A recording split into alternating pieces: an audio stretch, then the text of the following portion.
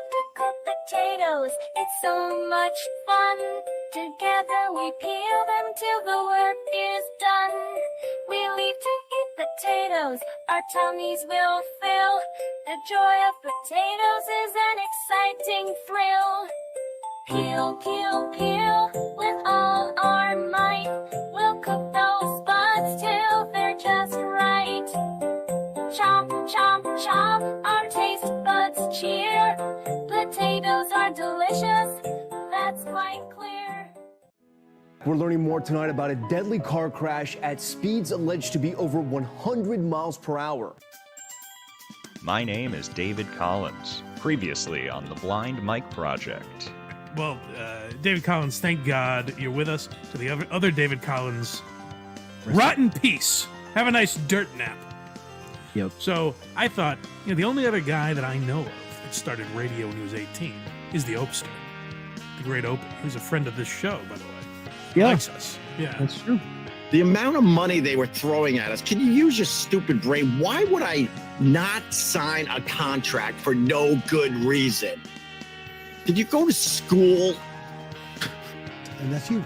Yeah. But except you're 6'4", set of hair, the chain, the rollie, the fucking Ferrari. So people get it, they forget that. But if somebody takes the time to get to know you. Well, these are just some of the names that will not associate with Coach HP. All right, last thing I'm going to say about the 6 down thing. We're all in this together. We're going to find out what he meant.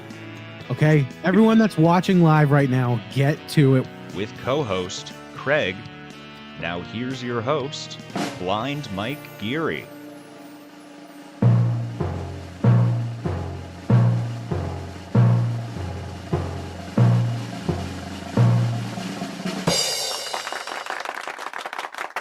And with me, of course, is the great Hackride filling in for Craig. Hello, buddy. Oh, hi, it's me, Hackride. Damn it. Messing is with the not. blind guy already, huh, Hackride? Just a little bit. Oh, it's what fun early. we have here, huh, everybody? Hello, everyone. Was the potato song, is that an actual children's song, or is that just meant to torment our guest? It is now. Oh, yes, it is. Yes, I made it for you, Cardiff. Did you like it? No. I also didn't Then like I the did my job. banter before the show, trashing me from being insufferable. We knew you were there. Cardiff came into the StreamYard, and I was like, he's probably pulling one of his zany bits with us. Who knows if he's even going to show up, this guy. You're saying I'm exhausting, Blind Mike. I was like, fuck that guy. And then he pops in. I'm like, hey, Cardiff. No, I wouldn't, Cardiff, if I felt that way, I wouldn't have you here, because you did something that roped me back into the world of Stuttering John this week, which we'll get to. But it was funny. That was this week, wasn't it? What a whirlwind it's been, huh? Jesus. So, you guys know, those of you that watch this program know, I made a big proclamation. I said, guys, I'll never talk about this hunk of shit again. I'm never talking about John. For as long as I live, I'll never speak about him. And that was, like 45 days ago? Something like that? The egg is still wet on your face, Blind Mike here. Well, for minute one, I said it was not going to. Hello. Yeah, never going to happen. Welcome to the I Told You So show. We all knew on some level it wasn't going to happen. But I did say at the time, I said, we'll talk about something if it's a 10 or higher. And then I went to the people of YouTube with my tail between my legs. I put a poll up this week, and I said, you guys decide. And here's the thing is, like, what's nice about having a small audience as we do, I'll spin having a small YouTube channel. What's nice about it is I was ready for everyone. Like, this is what I see on Reddit with Carl, where anytime Carl tries anything, they're like, you piece of shit, fuck you for trying something new. How fucking dare you?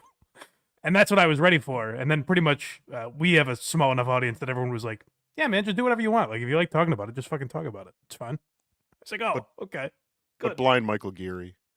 Yes. Much like I did to Steve Castellano in 1997 when he told me that he's kicking heroin, and then 3 days later he asked me for heroin. I'm going to say no to you. I'm not giving you any Stuttering John. No. I'm not letting you back in. Well, this is what it felt like. That's why I was invited on Point Dabble Points, and I was like, good, I'll get that out here. You know, I'll just have a little taste. Carl's like, you can have a few beers, right? You're not a pussy. And I was like, yeah, man, I'm not gay. I can have a couple of beers with the boys. And now here I O'Doul's. am. O'Doul's. Have some O'Doul's. Yeah, it was brought to my door. So yeah, we are talking about Stuttering John today, but And also rest in peace, Steve Castellano. who is Steve Castellano? Oh, Is he that was your a real friend of name? mine. No, he was a friend of mine. He's dead from heroin. Oh, okay. All right. Yeah. Well, rest in peace, Steve. I hope the same thing doesn't happen to you, Blind Mike. Cardiff's fingerprints are all over this now. So one thing I was going to say, though, is like the part of the reason I wanted to stop talking about John was like the stuff, for example, Phil Elmore was doing annoyed me, where I was on with him and Vinny for that classic battle that they had. I was on that episode. And I noticed like, oh, Phil's emailing the clubs now, and then he does a show called like Saving the News or something. It was like a news show that he Surviving the News. Surviving the News that he turned into like Stuttering John every night, and it was always like a sensational headline. And I was like, oh, I don't want to come off like that. Like that to me, I really didn't like. And then when I logged into my YouTube channel today, the title of this episode was Stuttering John, the Return of the Master. And I was like, no, that's the opposite of what I want to do. Yes, you're welcome for all that work. It does work. The algorithm, the YouTube algorithm really is catered to Mike hates John views. content. Mike hates views. But I wanted the people to know it's one of the several topics we talk about. So don't just, like, don't get your hopes up. We're going to move on to other things. Blind Mike, you lead him in with the Big Mac. You're not talking about the fish fillet. You lead him in with something. It's a loss leader. He's a loss. I understand. Okay, marketing with Hackride. Okay, let's go. Yeah. Brand yourself as a demon. But yes, yeah, you you will definitely get a lot more views talking about Stuttering John. But yeah, the Phil Elmores, I was a little, I don't want to say irritated by Phil Elmore, but it was the Johnny Come Lately, I guess. That was what a lot of people accuse Shuley of. Like, to me, that was always like they have some sort of personal relationship. I get that Shuley did definitely step a little bit on what Carl was doing, but like it's from a different enough angle where, like, John accused Shuley of being his mole and all that stuff. Like, it is what it is. Phil literally felt like, and maybe people will accuse me of this, but genuinely, like, I have a lot of similar interests to Carl. So I'll talk about John and Opie and Tom Myers, gay sex and frosting our tips. We have a lot of similar interests. Phil, to me, felt like a guy that just came in and was like, oh, I'm going to completely change my channel to get views. That's how it appeared to me, but. Yeah, he was, again, I was willing to give him a chance. Again, I'm willing to give anyone a chance. If you're an old school Stern guy or something, and you want to jump in on this, I'm cool. I'm fine. I don't own anything here. Nothing belongs to me, so it's not for me to pass out dabbler tokens to play the game. But he was on. I think it was on that show that you were on, and somebody played it was one of the. Someone made a Steve Langford reference. I want you to go to jail for this, and he had no idea what it was. It's when he brought up like emailing the club, because to me that also felt like something that was you could hear me react live on air where I was like, oh God, yeah. And to me it was something like he made it seem like it was this moral obligation he had to teach John a lesson, and to me it felt more like, hey guys, look at how cool what I'm doing is. I'm one of you.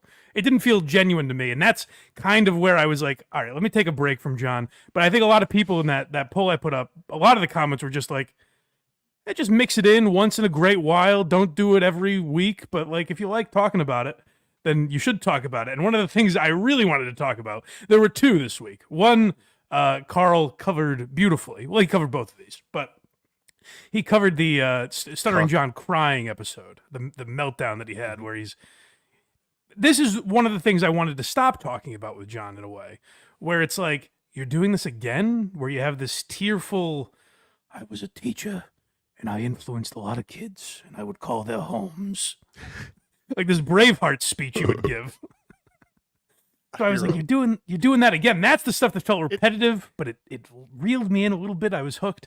And then when I saw Cardiff on this Tom Myers hero speech. Yes. Yeah, I'm running into a burning building. I'm a firefighter. I'm a cop, whatever.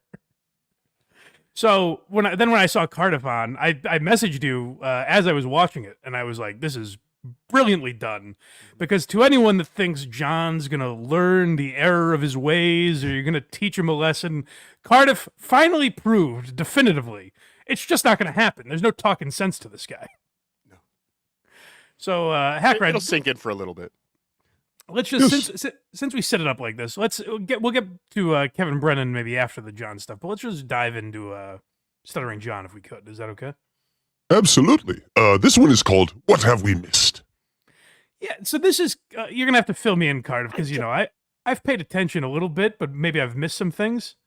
I don't understand what the fuck this was. This is how he opened the show that you were on. I don't know if you saw this at the very beginning. Yes, I was busy trying to get onto the show because he sent me a link, but still had me blocked in StreamYard at this point. So yes, I was watching. We should have done that to you. Oh, damn it. All right, here we go. Why, hello, everybody. I'm so sorry I'm late. I'm so sorry I'm late. When I got back from the army, I just had to take my second shit of the day. And let me tell you Pause something. real quick. He is talking about My the Salvation boys. Army, right? He's not trying to Salvation. convince us that he's joined the military. Calls it the army. That's fucking hilarious. The army. Well, it's funny you mentioned that, Blind Mike Geary, Yes. because on tonight's episode of Potato Soup, a go Tukey watch that. soup potato soup crossover Christmas miracle extravaganza. Wow. Yes, it's going to be phenomenal. I do have a clip of him from yesterday saying that him and Dan were in the war. So I don't know. I don't know. The Sump really Wars. The Wars of the Sump. I really have 1980s. no idea, but maybe he's going to lean into some stolen valor soon with his Salvation Army service. Oh, that'd be funny. He shows up with dog tags and And a bell. it would be a crime if I faked these. Let's continue. The same guy who made my diploma made me these. Really angry. You have no idea. The burning sensation. It's killing me, these roids. This is how he It's starts so the show. painful. All the blood. This is better than That most. blood I could be donating to somebody who needs it. But Now, instead, Cardiff, I'm is that an donating. accusation people have left? Like, hey, you should be donating your hemorrhoid blood. Why aren't you? No, that's just John's way of making a witty joke about hemorrhoids. See, Vince the lawyer has told him how much his kids love when he jokes about his hemorrhoids and scat humor, like the shitting jokes. So he's really leaning into it for he's really giving Devin and Alexander what they crave the most. Kids, gather around. We're gonna watch a stunt boy from 30 years ago talk about the aging process. He's an older man now. Red Cross locations around the world are now getting bags of hemorrhoid blood just dropped off on their stoop. Here, This use is fascinating. So as we watch this, and Cardiff's doing a great job translating for me because, like I said, I haven't been watching as much as I was, and I turned this on, and I went to the beginning of the episode to pull clips, and I was like, "What bit is he doing here?" This continues for a while. Well, in your defense, it is a very visual gag, so Okay, you maybe good. missed the big part of the joke. Okay, good. It to the toilet.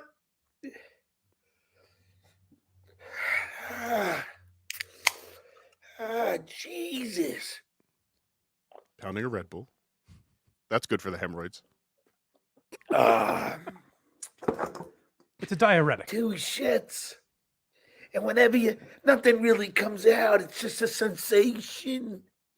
And when you push, the roids start getting bigger. I got like 3 roids But really, now. to break this down for you more, Yeah. ever since the shitting the sheets controversy, Yeah. where he used his hemorrhoids as the defense, like if you were to chart his topics of his shows over the last, say, 2-3 years, hemorrhoids was a very, very small part of his show. But ever since the shitting the sheets and the hemorrhoid defense, he's peppered it in more. He's building up that that he's changing history is what he's doing. He's really trying to show, see, I've had these hemorrhoids the whole time. That's all it was. It's interesting that's the logic behind it, because me watching this, it seems almost, if you didn't know anything about it, it seems as if he's taunting you guys like he doesn't really have hemorrhoids. It seems like that's the bit he's doing. Maybe the tone is what's throwing me off, I think. Yeah, no, he's just a genius comedian. That's all. That's the tone you're hearing that you don't. It's a thinking man's comedy. I've thought a lot about this. Yeah. It's really painful. Jesus Christ. Let me.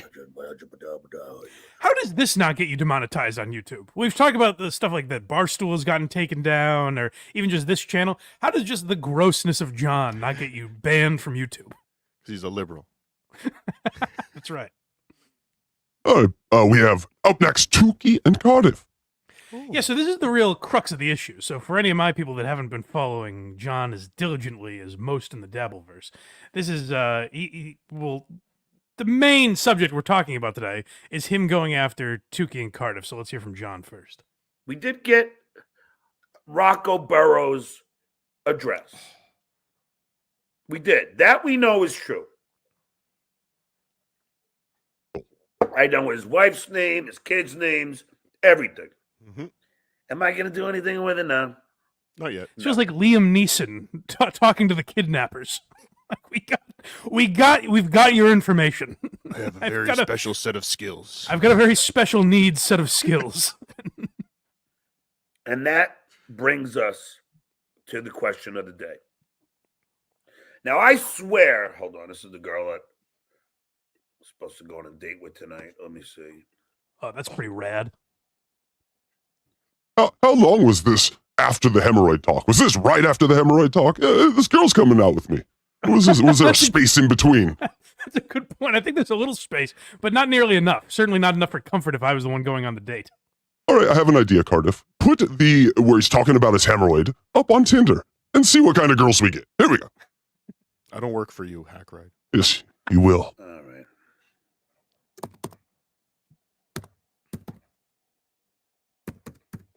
I left the typing in. You can keep playing it, Hackride, but I left the typing in because I've said this before, but his typing sounds cartoonishly like if you were writing a cartoon and you needed, big dumb oaf typing. Is it the perfect audio for it? It is. Hypnotic.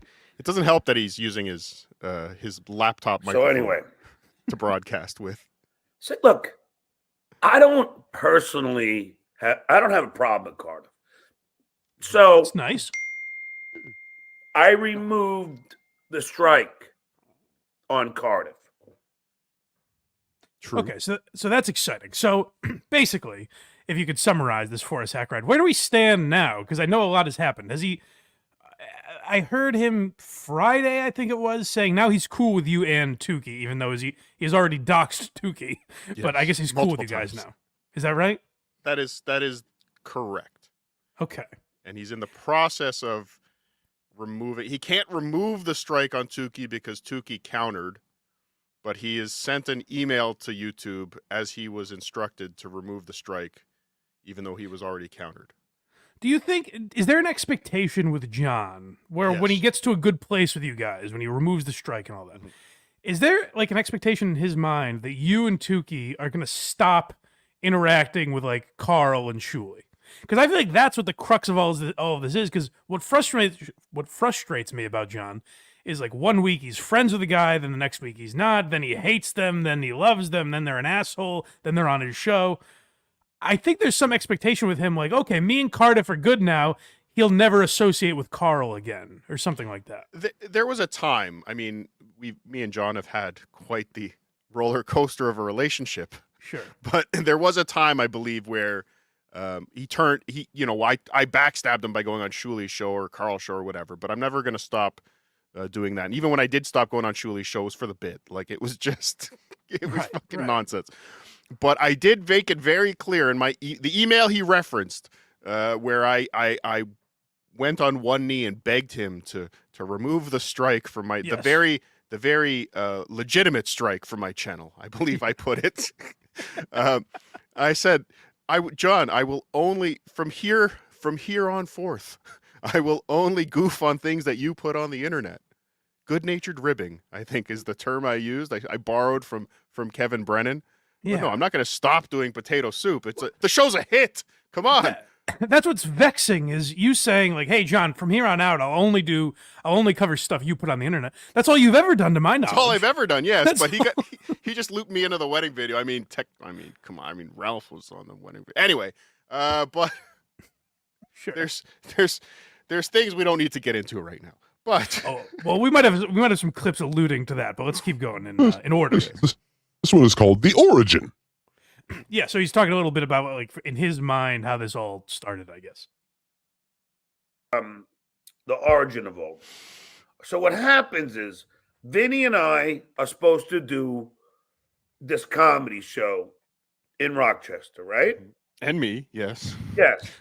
And then all I said was, Vinny, can Cardiff, like, just in the meeting, can he be himself and not a fucking potato? Do you think that's a unheard of request? It's not. Well, yeah, I think it's definitely. I don't think anyone has ever said, "Let me see the potato" without the potato before for an event. But John, the past 2 weeks proved why. But the past 2 weeks of you throwing my name around, and actually, it's pretty close to what my actual name is, so that's a pretty good bit. Anyway. You proved why I didn't want to go in a meeting without the filter. Yeah, but no. You did that show with Tukey trashing, the anti-trans shit and the fucking racist shit about my ex-wife's husband. I didn't do that show. Oh, I thought you did do that show. No. Oh, I thought you were on that show. No. Oh, all right. Well, I got bad intel then. Intel? You didn't watch it? That's what's so fucking frustrating about John, is he just believes everything everyone says to him. Well, it's the video of mine that he struck was probably almost to the letter of the law the most transformative video I've ever produced. What was it? Just for background? It was 1 minute and 30 seconds where he was saying that I threatened him in an email and say, I'll show you, but he doesn't. So I show them and I put up all the context to the accusations he was making towards me. Like I was just defending myself against the accusations he made. And I showed where he threatened me, not where I threatened him. So again, it just made no sense. I'm like, of all the things you're going to strike, this is the one. This is where it gets frustrating with John. And this is why I in my mind, I was kind of like, maybe I can try to tell these guys, like, hey, take a break from John. Now, clearly, even I couldn't do that. So I understand you and Carl are never going to do that. But in my mind, I was like, now his entire show is bringing up you and Tukey and Lady K and the dues payer and Barbara Levy and Silent Mike and bitching about them. And it's the same complaints every single day. Like, that's his whole show now. What would he do? How would he fill time? Or would he even do a show if for like a month you guys pretended he didn't exist? And that to me is fascinating because now before he had his like political shit. Now he's dug himself in a hole where he has to keep the war going. Are you saying, are you alluding to the fact that the Dabbleverse and Stuttering John are like two leeches 69ing each other? Like we need each other to survive now? Well, actually, no, because I think like Carl, for example, his podcast would be just as big if he stopped talking about Stuttering John. Like some people would be annoyed, I'm sure, but like it's still an interesting concept for a podcast. Like it's a good podcast without Stuttering John. So actually, I'm kind of saying the opposite. Like he always says like Carl needs me to survive. I don't think that's true. And even listening to you, like I know most of what you do is still probably John related, but like I think you're a funny, interesting guy. Like I have other topics that we're going to get to that I hope you stick around for because I think you're an interesting broadcaster. So I think John is the only one. Maybe you could argue Shuley. Like I don't know if people are watching as much if he's not talking about John. I just don't know what he does. But like the rest of you guys, I think would be fine. Like Tukey would be fine.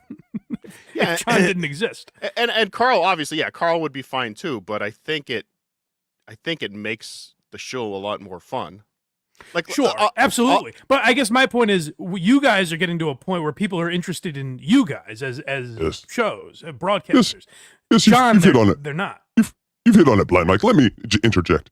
Yes. You guys are bigger than the Dabbleverse. Get out of here.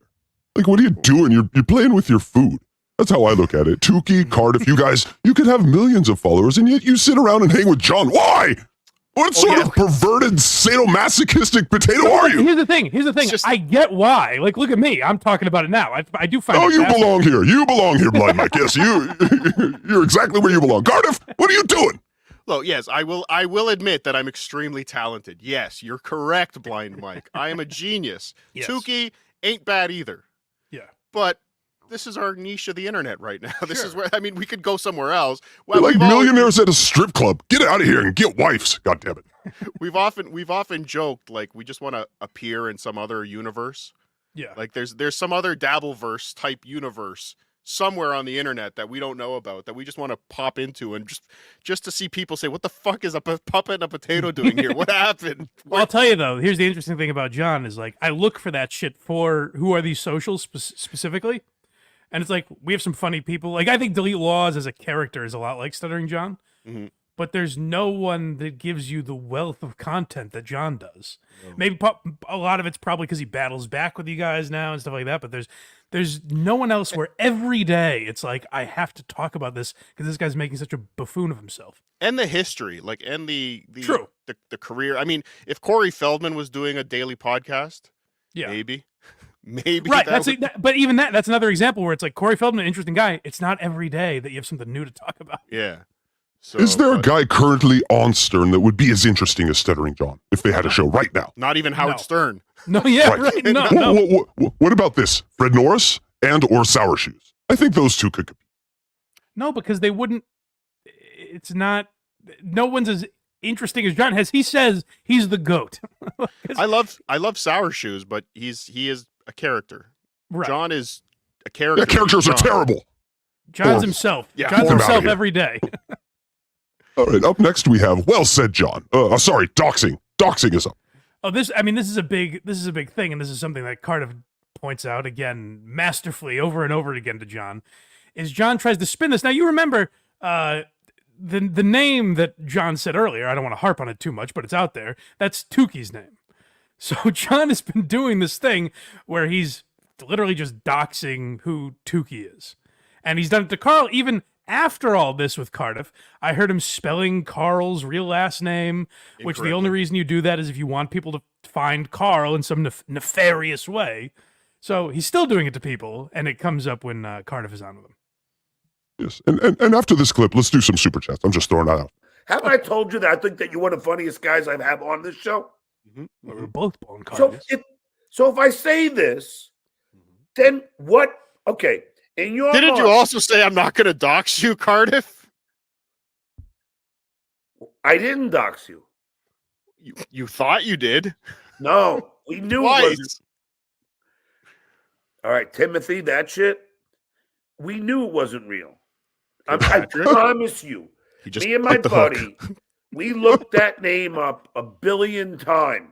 Hold on. Pause one second. Cardiff, do me a favor. Yes. Google Timothy Electric, if you could. Will do. Let me know when that process is done. Oh, really? Legitimately, you want me to Google Timothy Electric? Okay. Yeah. Google Timothy. I wasn't sure either. No, go for it. And we knew it wasn't real. There was no Facebook. There was no LinkedIn. There was no Instagram. There was no fucking record. Lots of stuff. Of a and then when that idiot gave us the, you're a legend. Have you Googled it yet, Hackride? You told Cardiff to. I didn't do anything. Whichever one of you. Neither of you. Yes, I Googled Tim Electric. Okay. Now do that 999,999,999 more times. See if anything different comes up while you're doing that, please. Oh shit, I'm Yahooing. Fuck. Hold on. Bing it. Use Bing. Use Bing. Location. We even looked that up. We knew it was fake. So then what was the purpose of going on the air throwing that around? What did that do? I was doing that because the guy kept saying do it.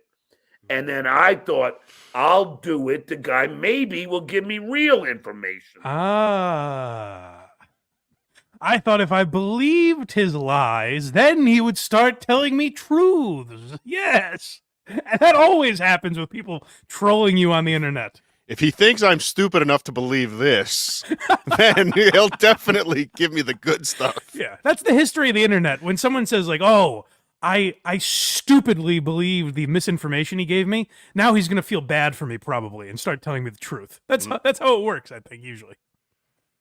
All right, let's get to some super chats here. They're piling up, Mike. I'll go ahead and read this one, and then Electrify, who's also here, will read the next one. Simon343 says, "Good morning, gentlemen." Good morning, Simon. Hello, Simon. Electrify? All right, we got Dang Lizard, $2 or £2 actually. You made it longer than SJ's swan song. Goodbye, Mike. That's true. That's true. I think in that time, John did retire for a week, so I guess I did make it longer than him. That was the Jamaica trip? No. Yeah, I missed out on that, I think. You missed nothing. All right. From Schmel Buckman, $1.99. Bill is a terminal bore. Shmuel Buckman. Shmuel. Very nice man. Yes, Hello, Bill is a Shmuel. terminal Good to have bore. Yeah, he had a minute over. I don't know what that means. He doesn't like Phil. All right, Electrify, you're up. Dang Lizard again, £5. Cardiff, did you request Krager's absence because he got after the little tater tots? Or has he finally been caught? No, I was a little upset that in the invite I was not informed. I had to learn from Twitter this morning that Krager's wasn't going to be here. That's a little Cardiff bit was of bait and disappointed. switch. He said, I believe the quote was, what was it? Not enough puss for you, or something like that. No Krager's equals no sopping puss. Yes, on the show today. So no Cardiff Electric. All we have is 21-year-old girls in the comments going, "I love when Craig doesn't wear a hat on this show. It really turns me on." Yes, Sexy beast. Let's wish him well at rehab. All right, next up, we have John's Neglected Cats, $1.99. I've been binging. Why are you laughing? I love it. Well, thank you, buddy. I know Cardiff's a big fan. He mentions the Abbott and Costello episode that we did all the time. So I appreciate that. You should really do one on Opie and Anthony versus Howard Stern. That would be great. As a matter of fact, Cardiff, we did. And guess what? Over the Christmas break, we've got Opie versus Jim Norton coming out. It's a bonus episode we did months and months ago, but I'm releasing it for free next week. Oh, recycled crap. Okay, got it. What do we do here? All right. Not to the people. Have you seen our mic drops? That's all they are. All right, Electrify, you're up. Okay, wish me luck. Penny 5, wrinkle 12, $9.99. Yesterday, It's penis VTL wrinkle 12. It's penis wrinkle. Yes, I know you were not trying to say penis wrinkle. It's penis wrinkle. Who would have thought we'd miss Craig's readings of these? Peanut 5 wrinkle. All right, go ahead. Yesterday, VTL and SJ were discussing renting Carl's place. John asks VTL if it was legal for him to eat spicy food because it would purposefully aggravate his roids. He wants to get calculable blood everywhere. Poor Carl. Lawyer's another guy that annoys the shit out of me, but I think we have a clip talking about him, so we'll get to him in a bit. If you could just go back to penis wrinkle for a second, though. Yeah. Yes, here you go. I do want to know, does the 12 mean something, or were there 11 penis wrinkles before this guy found the name that finally... Oh, interesting. And then he still went with it. He's like, "Oh, there's 11 more. I've had it since childhood. We're keeping penis wrinkle." God, penis wrinkle 7. Damn it. All right, we're almost done. Got a few more. Shannon Duffy, $1.99. Vince takes Chinese HGH. Army Major steals valor. And fuck you, Army Major is awesome. But I agree with the first part. Whoa, yeah, we can't have that. Ojeda's a great man. Yes, this is the first time I've ever said fuck you to a super chat. That's amazing. All right, you're up. Magnesium linoleum, $5. Don't exaggerate, Mike. John also gets incredibly drunk and does whippets on his show too. Oh, well, that's pretty cool. Has he done whippets on his show? They alluded to whippets yesterday. So Vince, the lawyer, sent him some whipped cream cans, and he said, "Oh, maybe." But I just finished editing that clip for potato soup, Tukey soup, Christmas extravaganza crossover extravaganza tonight. I can't. And where can people find that, Cardiff? On the Cardiff Electric YouTube channel and the Tukey's YouTube channel, all the YouTube channels. You want it on here? Put it on here. We'll stream here as well. Yes, simulcast it over here. I want it everywhere. Can I have it on my channel too, Cardiff? Yes, of course. Of course. This guy has every channel. We'll do like when they would do like Hurricane Katrina telethons and shit like that. We'll do it on every network. Stream Simulcast. I don't care. All right, got just a few more here. Yeah, let's speed this process up. Jesus, you. Sorry, we're having fun. Day 4. Who's having fun? John's neglected cat. Day 4 alone in Canoga Park. The bowl of stale beer is gone, and we've licked the takeout containers bare. We are not long for this world. Send help. Oh, poor kitties. All right, and last one here. All right. Go ahead. In my defense, my screen is really small. So Cordis, $2. Hey Cordis, this lineup is worth a super chat. Astronomical. You have it. Well, thank you. Right. Thank you, folks. That'd be That was worth more than excruciating. Let's get back to $2, the, but I mean, it's worth All right, so this $2 one is for you. this one is called Well Said, John. All right. Yeah, John, I mean, he's known for his articulation, so let's hear it.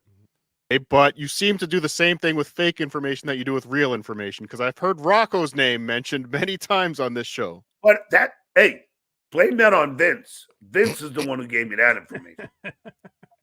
So we blame the person that gave it to you, not the person that spouts it on his show every day. Vinny spouted on his show. But you spouted it on your show, so why are we talking about Vinny? Because he spouted on his show. It was out there already. So you don't have to keep repeating it. The wedding video was out there already. Why are you mad at Tukey? Because of just the way it was, like the way that he was like all the anti-trans. Let me say, Carl, Because I'm sure Vince the lawyer handled it with kid gloves and played like harp music in the background. It's fascinating. You can actually, I think, if you listen close enough, hear the gears turning as he's saying, "How do I just spin this?" Okay, but hypocrisy in my favor. Like all the anti-trans. Let me say, Carl. I mean, do you have children? Do you have children? Somehow we ended up back there. Give me their like, names. If you have children, you're exonerated from. You're the only true human being that can feel compassion if you have children. I was waiting for him to go. Are you from Long Island? Have you been to Beth? Have you ever driven through Bethpage? You should know. If you've driven through Bethpage, you'd know. We don't do things like that. It's fascinating. And a lot of times when Cardiff is on, when you're on with John, sometimes Cardiff, I know you're like playing along with him. So you'll feed into his, like you'll say what he wants to hear, basically. Just to not get kicked off, I assume. It's a little bit of let the reel out, pull it back in, let it out, put it back in. Yeah, exactly. You didn't do any of that in this one, though, which is why I think I loved it so much, is you were literally challenging him at every turn. And it's a rare time where, I mean, he does erupt at some point. But it is a rare time where, for whatever reason, it seems like he wanted to please you. Like usually he just gets frustrated and will kick you off. He wanted to have a back and forth with you, which is interesting. And it's amazing the amount of hate I'm getting for that appearance. Like the amount of people that are saying I'm pandering to John. I heard you say that on WATP. I don't understand it. Is that really what people thought? It's not. I mean, not the mass. Yeah. not the largest group of people, but the few people that are the messages I'm getting that are just like, fuck you pandering cocksucker. I thought you really held his feet to the fire this time. It made him look stupid on so many answers. I think I did, but I guess maybe that says more about the people that are sending me the messages than anything else. Maybe they didn't understand. Maybe they imagine you build a community where they shit on this guy all day, and then you go on his show. Of course they're gonna hate you. That's I didn't build this. I just showed up one day. Might have been day 2, but I still showed up one day. He was on the construction team. He showed up with his Lifetime Achievement Award one day. He's like, hello. All right, so the next one we have is his kids. Always fun. Yeah, it's the first time you were lucky enough to be on a rare occasion where he mentions his kids. Thank God. Yes. You have to admit this. You are the only one that bring up your children more than anyone else. Because I love them. To this. I know, but if this show that we're on right now is going to be goofed on relentlessly. As a father, can I say, by the way, like John, this all started. John was a newsman. You know, he did his political show with Richard Ojeda and Hal Sparks and all these people. Like, I'm assuming, you know, name a news person, Walter Cronkite, whoever, Tom Brokaw over the years. I'm sure they loved their kids also, you know? Were they mentioning them every day? It's wild to be like, hey, you mention your kids a lot. Because I love them! It's like, yeah, a lot of people love their kids. They don't have to mention them every broadcast they do. You say maybe I shouldn't talk about my kids on the show that's going to get goofed on relentlessly? It's going to get goofed on. Why? Because your show is the topic of Hold on. goofing. Just go back a little bit. It's amazing. It feels like John is just now realizing, like, what? Why? You think people are going to make fun of this? What are you talking about, Cardiff? Wait, what? Shouldn't you say maybe I shouldn't talk about my kids on the show that's going to get goofed on relentlessly? It's going to get goofed on. Why? Because your show is the topic of goofing. He went into Ray DeVito mode right there. It's amazing you had to explain that to him. He's like, wait a minute. You think people are going to, like, make fun of this on the internet? Like, this episode? Why? Why would they do that? It should become a new category on YouTube, the topic of goofing. The topic of goofing. It should, honestly, it should be, and that way our shit wouldn't get demonetized so often. We have to put in a copyright claim and be like, we're fucking around. All right, the next one is called Real Names. Yeah, so John constantly wants to throw out people's real names. He's called Cardiff Timothy and Patrick Lewinsky and all these names. And it's something, and I've noticed this from the way you and Tukey have reacted to this. And even Carl, who didn't put his, like, real last name out there. You've said this over and over, Cardiff. Like, you guys are playing characters on the internet. But one thing you haven't done is throw a temper tantrum when John may put your real name out there or your address or whatever. You're like, that fucking sucks, but you move on. So it's interesting to see how John plays this. Yes, and real quick, Blind Mike, 326 in chat, so you're welcome for the thumbnail. Did I ask for any of this shit? Yes. How? John, I've told you this before. What people are doing to you is what you were doing on the Howard Stern show. You're Baba Booey. You're Baba Booey now, and we're Stuttering John. No. This is the difference. Hey, Howard, you want to hear what Baba Booey did this weekend? We're doing that to you. You're Baba Booey now. Okay. Now, Cardiff, here's the difference. I goofed on Gary as Stuttering John Melendez. Yeah. You're goofing on Stuttering John as a fucking potato.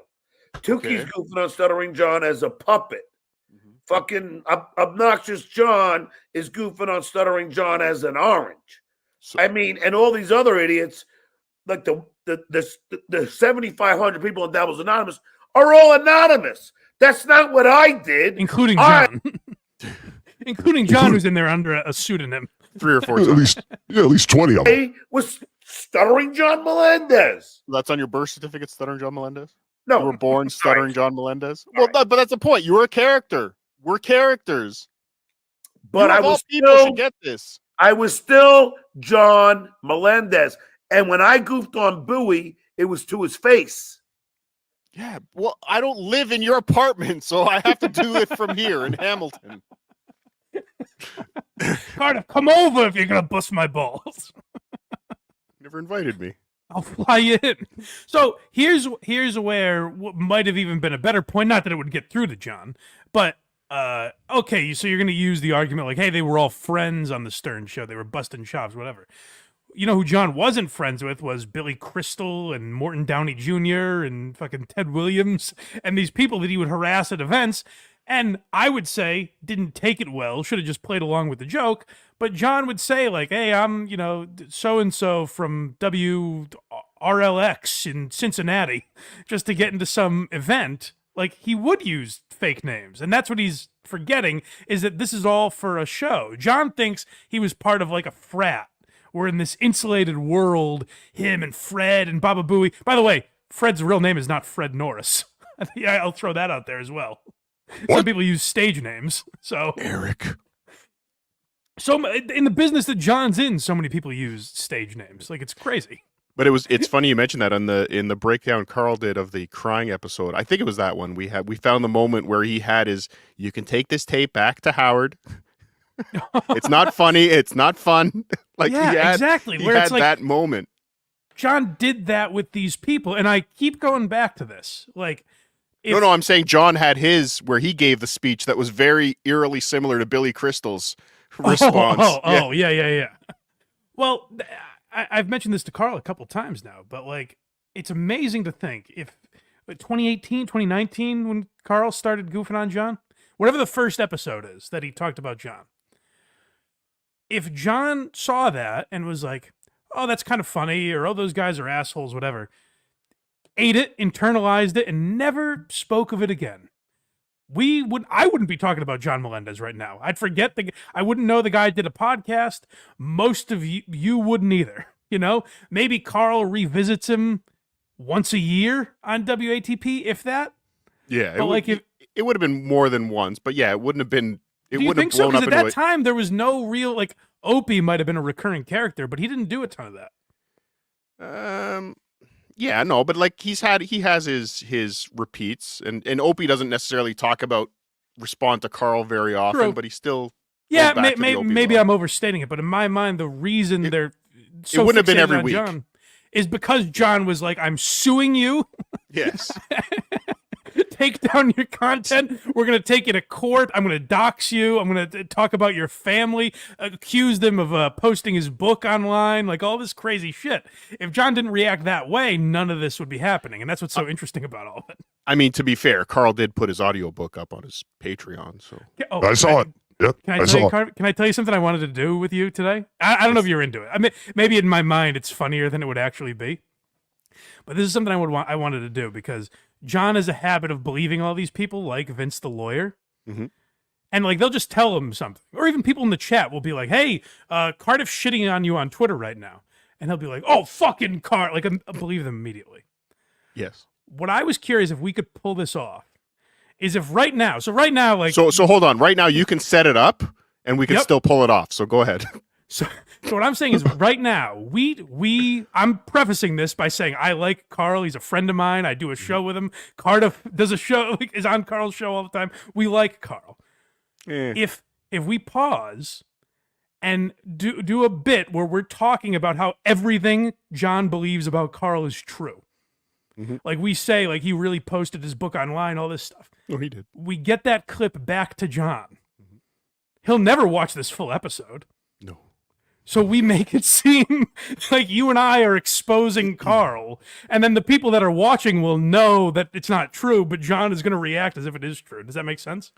Perfect sense. I think Hackride just needs to turn him into some shorts on YouTube and just send the 30-second clips. Yes, let's do it. Okay, all right. So I'm going to pause because I want to give you guys enough space to edit. You can put it on Reddit, whatever. And guys, be cool about this. Don't rat us out.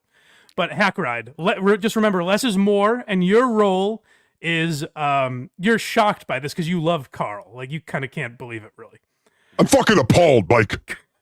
Cardiff and I work with this guy, and we're like, we've had enough of his shit, him making us talk shit about John. All right? Is that the deal? Deal. Okay. And timestamp and go. So I don't even know, like, if I want to keep doing WATS because I get so frustrated with Carl. Like, that's why, for you guys that have noticed, the schedule's weird, is because I've had weird stuff with Carl where every week, like, I try to get into other stuff, and I took a break from John, but every week Carl's like, you got to start talking about John. You got to, like, we really got to go after him. And I didn't, like, I know John's so much smarter than me. I didn't want to take that IQ test because I didn't want to embarrass myself. Mm-hmm. And Carl was like, you got to do it because we're going to make it seem like John's an idiot. We'll just put out fake numbers. And that's why I avoided it for so long. It's like, Carl, fucking move on. Like, you've harassed the guy enough. Jesus. Well, I mean, the reason John always wanted my information, but the reason I'm so gun shy about going on camera without the potato filter or giving out my name is if you only knew the shit Carl was doing with my name right now. Like, he is blackmailing me like you wouldn't believe. If I don't get those games to him on time every week. It's crazy. And he gives me like we split the super chats, but he always says like the weeks I don't talk about John, he doesn't give me super chat money for WATS. Like he's a fucking dictator. Yeah. It's crazy. And the thing with the book is nuts where he's made us all pretend it's not fucking real. Like we all know. Like, guys, just so you know, for those of you that are newer to WATP, he uploaded the book and then he deleted it when John called him out for it. Well, no, he John's didn't delete been it. Right about everything. No, crazy. No. He didn't delete it. This was a. I'm probably going to misquote the movie, but it's probably like the Godfather thing where Carl showed up at my window one day with a bag of guns, right, and said, "Here, put this on your Patreon for a while. The heat's on." Right. So he made me host it. So Carl's like the mastermind of all this shit. He makes us talk about John. And even when we don't want to, it's like, he kind of waves money in our face because he makes more than us. But even that's all built on John. Like the money he makes is from John.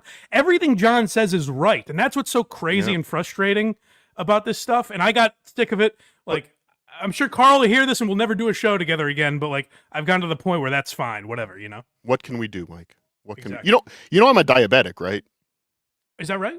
Yeah, and he sends me cases of Coca-Cola every day to my door just to fuck with me. He's genuinely like a bad guy, and that's why. I mean, I'm starting to move to Team John now because like if I have to talk about the guy, then I want to talk about the guy honestly. I don't want to keep up this charade where like Carl's the good guy and John's the bad guy because we all know it's horseshit. Yes, and cut. Scene. I'm not sure if that worked, but let's see. I don't know if that'll work, works. but everyone be cool about it. Get that back to John somehow. Do it subtly. I do everything. Anything in the Dabbleverse is subtle. I know. I don't think we'll pull it off.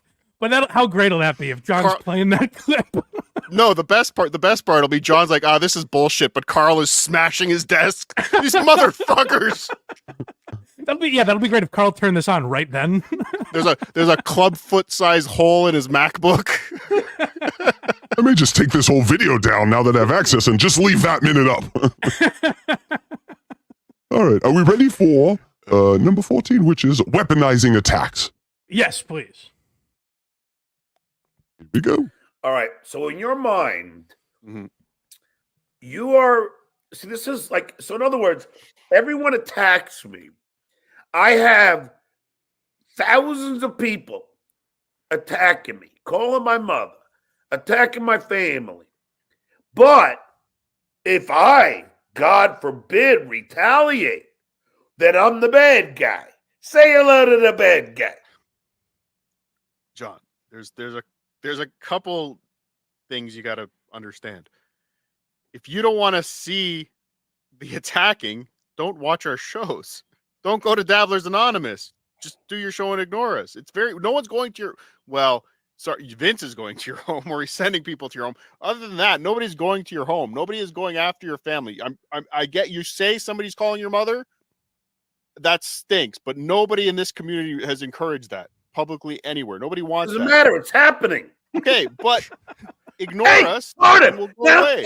Okay. Cardiff. Who Ignore got us. No, they got my gigs canceled. No, they didn't. Did I ask for that? No. They got me fired from school. And did I ask for that? No. They tried to get my moderator fired. Did I ask for that? No. You think that they're the ones weaponizing this shit? Why are you fucking saying I am? They are the ones attacking me. They're the ones sending delivery guys wanting me to pay $50 for shit I didn't want. That's Vince. That's the guy that you brought into this. No. I didn't bring Vince into this. You did.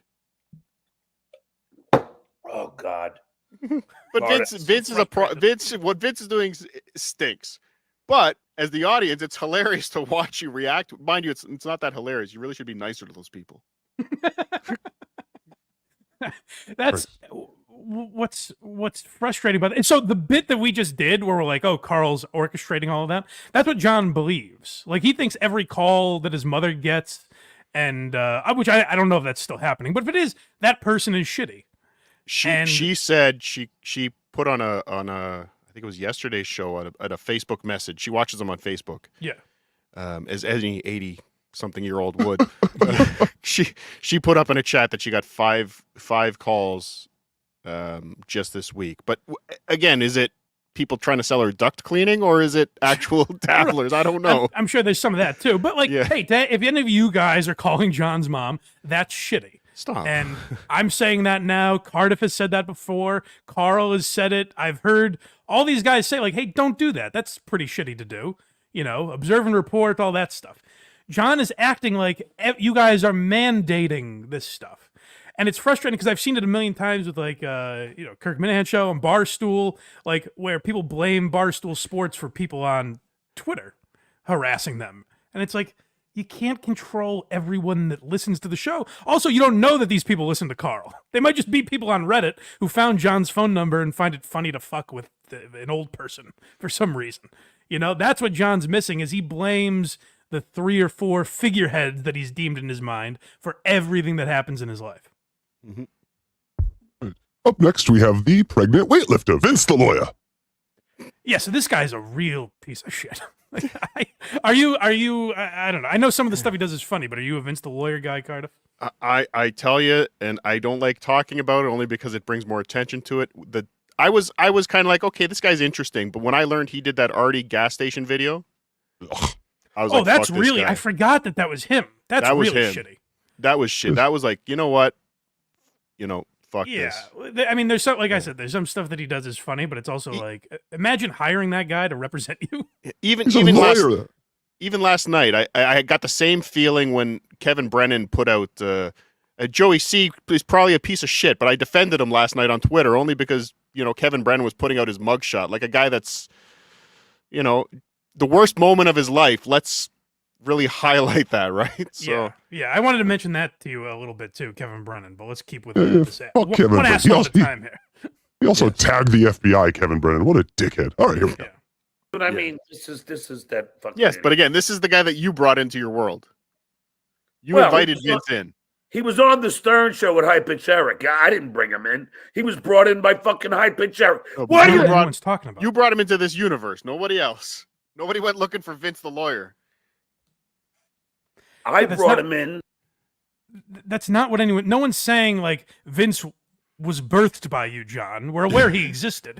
What people are saying is that he was literally, wasn't he John's co-host for a time? Yes. They did a show together. That's what people are talking about. Is he didn't just materialize out of nowhere. Is they did a show together, and even since then, like. There have been times where John's like, "Oh, this Vince the lawyer's an asshole," and then he brings him back on. And he's like, "Well, he only trolls me sometimes." So yeah, he's around because of you, John. How did I bring him in? You did shows with him. You talked about him all the time. You say hello to his kids every 5 minutes. Well, because I like children. Okay, I like to make children happy. Is there anything wrong with that? Miss Chianti and fava beans. John, the people watching John's show, a lot of them are of a certain age. I imagine a lot of them have kids, You're going to say hello to every fucking one of them? It's crazy. It's also crazy the idea that he believes, like, given what John does, that, an 8 and 11-year-old or whatever they are sitting down like, oh, I wonder if he's going to go after Tukey today. Oh, This next one's called Stern Wannabe. So this is interesting, where he has this idea that Carl wanted to be famous and failed at it. Where it's like, I guess if you do a podcast, you want it to be successful, right? I guess that is the goal in a way. And who's more successful at radio or podcasting than Howard Stern? Well, Rush Limbaugh. Yeah, a handful, but okay. But so I guess on some level, maybe he dreamt of being Howard Stern, but I don't get the sense, I guess now that he frosts his tips and stuff like that, maybe I'm slipping back into the bit where we shit on Carl, but no good. Let's hear John accuse the likes of Carl for being one Stern wannabe. But what's indicative about what Cardiff said is that he's comparing himself to me. He's comparing Lady Kmart to Shitway, Fat Fuck Phil. He's comparing these people to Howard Stern and the Stern Show. How would any fan take that as so? They think, and I've always said this, Carla legitimately thinks he's Howard Stern.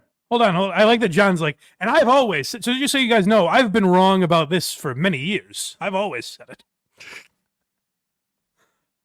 But he's not. I was walking, even when I worked at the Stern Show, I was talking about this Carla guy. I knew. Hey, there's a marketer in Rochester. He doesn't have the popularity, and he's never been on TV or radio.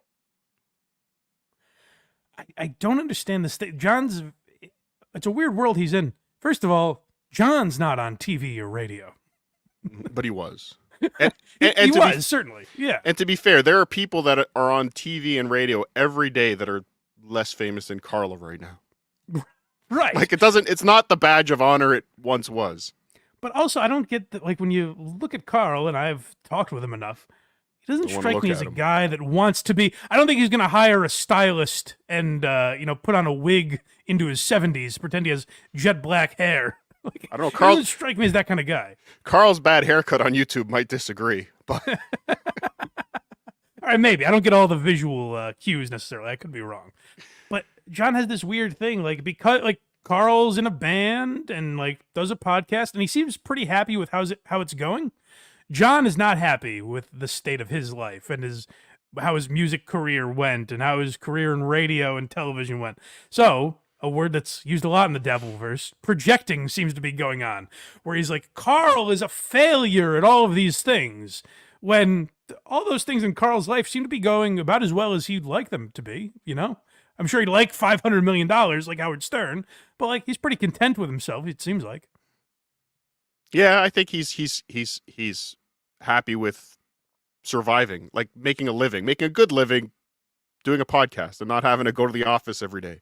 Right. And Carl doesn't do like stunts to become famous, which we'll talk about with Kevin Brennan in a little bit. That's what he does. That's what he makes me do. He sends me out there. Exactly. But even with, like, I've told Carl before, like, hey, you should do, YouTube shorts and stuff like that. And I've told him he should tag the podcasts he talks about, because maybe it gets into people's algorithms that listen to those podcasts. And his whole philosophy is like, listen, the people that like me, and I don't need, like, the people that like those shows. He's fine with that. If you wanted attention and wanted to be famous, you'd be waving your arms the way we did on YouTube this morning, where we're like, guys, we're talking about John. Come on. 416 in chat. You're welcome, Mike. You think so that's what Carl would be doing if he wanted to be famous. I did put Cardiff on the thumbnail too. So our last one here is what? And apparently it's just him watching the Shoelace. Show? This is a fun little just John clip. I forget exactly where he goes with it, but yeah, he brings up the dues payer after Cardiff leaves. And Fox, have you considered your entire career has been a fluke? Stern, to Tony and Tina, the record deal. Oh, I'm sorry. No. I know what this is. Listen to this explanation. So the super chatter asks, do you think your career was a flop after the Stern show? You guys listen and see if you can explain this logic to me, because I found it intriguing. Not a flop. He's saying it's a fluke. Like he's fallen upwards. Sure. Yes. Yeah. That he hasn't done anything after those big chances he got. Why aren't opportunities knocking? Because I'm a winner. Yep, that's what happens. Huh? Hey, man. He's showing you why. Happen to people he's answering the question with shaking the can. Leaving themselves and don't take no and can for an answer. School! So the reason... God knows I did all that. Go back just a little bit, because Greenland Fox I want to hear that again. leaving themselves. Don't take no and can for an answer. School! God knows I did all of that.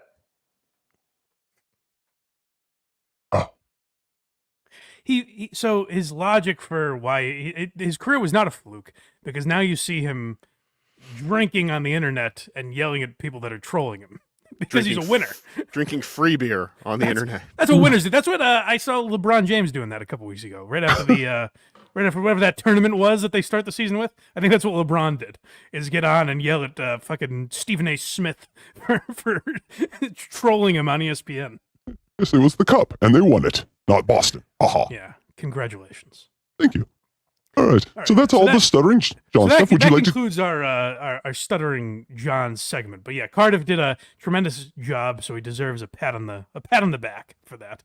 And go watch him and Tukey tonight on Tukey/potato soup. No, potato/Tukey soup. Okay, I'm sorry. A Christmas extravaganza for the ages.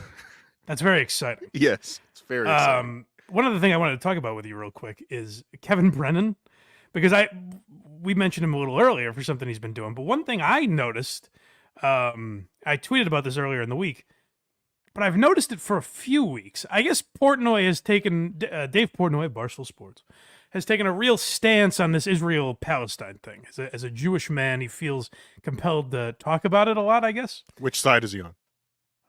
He's surprisingly pro-Palestine. He's very he loves what Hamas did. He's You're gonna doing some beautiful things. Had a great show. You're about to blow it all right now. Stop it.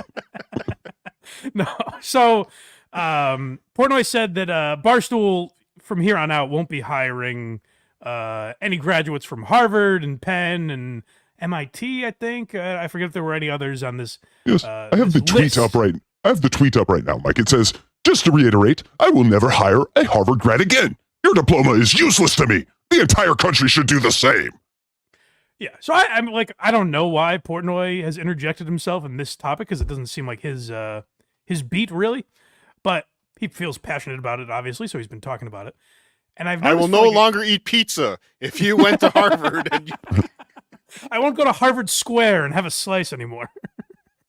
But Kevin Brennan has been waving his arms at Dave Portnoy for a couple months now, and I found it to be very weird. So Barstool, just on the content side, has a couple prominent people that graduated from Harvard. I don't know about the other schools, but I imagine on like the tech side and business, they've also accumulated some people that have gone to pretty good schools over the years. So Kevin Brennan tweeted this out in response to Dave Portnoy. Yes, I will read it. Man, like someone from a good school would ever work for this clown show operation. Fucking, you don't hire any Harvard grads. Fuck you, Dave. You're a fucking idiot. So how much did he sell and then buy back Barstool for? Hundreds of millions. He sold it for $500 million and bought it back for $1. So I guess he's a moron who, by the way, went to Michigan, which is not like it's not not Harvard, but it's a pretty good school. So Kevin Brennan's like, you're an idiot. Now, I sent you another tweet. Do you have that one too, Cardiff? Hackride? Yes. No, stop blowing my cover. Nobody knew I was Hackride until now. Damn it. Well, they're in the same place. They can't be the same guy. How do we do this? All right, yes, this one goes, Packers by a zillion, Dave Portnoy. Yeah, so this is when it was sad. I was like, oh, Kevin's not even interested in the political discussion. Oh, and then Kevin goes, wrong again, clown. Yes. So he's like Portnoy loses bets every day. He loses like $1 million bets constantly. And Kevin's like, Dave, notice me, Dave. I'm Neil's older brother. Please, I'm Neil's less famous brother. Can you give me a little attention? So that's what's been sad from Kevin is it seems like not as much juice with the MLC podcast. So he's again doing what we did this morning, waving his arms, begging people to notice him. Please. And why can't Matthew Perry die again? I think that's what he wants. Is he? Oh, he weighed in on that again too. Oh, he went back to the Matthew Perry well, with the ketamine. Oh, good. He stole the joke from one of his chatters, and he said, "I'm going to use this." I hope for the rest of his life, Kevin Brennan keeps trying to make Matthew Perry jokes, chasing that high. Yep, he will. He's like on the anniversary next year. He's like, "Hey, could I be any more dead?" Just wait till Ross dies. I'm gonna use this again. Rotten Joey's hell, on the Matt clock. LeBlanc. Can I show you one thing from KB real quick? Yeah, please. Yes, he doesn't like me either, so it's fun to watch. Hire anyone from. Oh, that's not it. What is that? That's a strike coming. Yeah, I'm not going to play Fox that one. News is going to strike it. Yes. No. Thanks a lot, Craig. All right, we're going to skip that one. Right. What would you like next, Mike? Well, I will say though, I guess he hates Hackride to the point where I thought he talked about you a little bit and then moved on. You said he's still talking about you? Yes, here, hold on. I'll find the file. Where is it? Yes, he's talking about me every day because he can't get over the Levyverse. Just get over it, bro. I got over it. Bob got over it. We all got over it except you. Come on, man. That's where to me Kevin is sad, where he's grasping at straws and there's no the other point I think I kind of was trying to prove with taking a break from John was I wanted to talk about other things, whereas Kevin is so tied into I need to hate someone. So, like, if the people that hate him kind of start ignoring him, he needs to find new people to antagonize. And Portnoy is a good target for that. Like, there was a chance that Portnoy quote tweeted that and called him an idiot, and then Kevin could do a whole show on that. But it was a swing and a miss. And then when you start going after the gambling stuff, like, it just seems Kevin's whole existence seems very sad to me. Like, I know he does well. I think he makes good money on that show. That's what everyone says, right? But yes, he makes decent money. Yes. As a guy that was once like a creative mind, like he wanted to do sitcoms and write and stand up and all that shit. As a guy that wanted to be creative, it just seems like he's kind of a complete waste of time now, where he just sits there and lets people throw dollar bills at him in the form of super chats and make his money that way, I guess. I don't know. If it's fulfilling to him, good for him. But it just seems like a sad existence at this point. Just angry old man yelling at clouds. That's Kevin Brennan. And then he's going after a billionaire Portnoy, and then me. Like, pick a lane, bro. You're like, look, watch this. What are you doing? And that Hackride, perfect name. Hackride. The Hackride. He was going to do it with Hackride. And he was going to take off that Hackride loser. Just another absolute fucking loser. Absolute loser. Hey-oh. This Hackride loser. This Like, guy's there's no way you're this angry at loser. Hackride, you know? Yes, my parents aren't that mad at me, or they weren't when they were alive, and they hated me. And to my point, it's like Kevin's whole thing is like, I'm so above Hackride. Like, Hackride's a loser. I'm above him. And it's like, yeah, a little bit. Like, What? you make... I mean, well, his channel is more successful than yours, technically. But as I said had a before, show like, with a talking toilet, Mike. Are you saying my show is worse than his? How dare you? well, I'm actually defending you in the sense that Oh, okay. if you line up all the YouTube shows and you have Mr. Beast all the way over here, and you have GD Don't say Fenderson Hackride. on the other end. Are you saying Kevin Brennan would be a lot closer to me and Hackride than he is to Mr. Beast? A little bit. I Yeah, think so. that's my Yes. point. Is that you're in the same world, Kevin. Stop acting like you're above these people.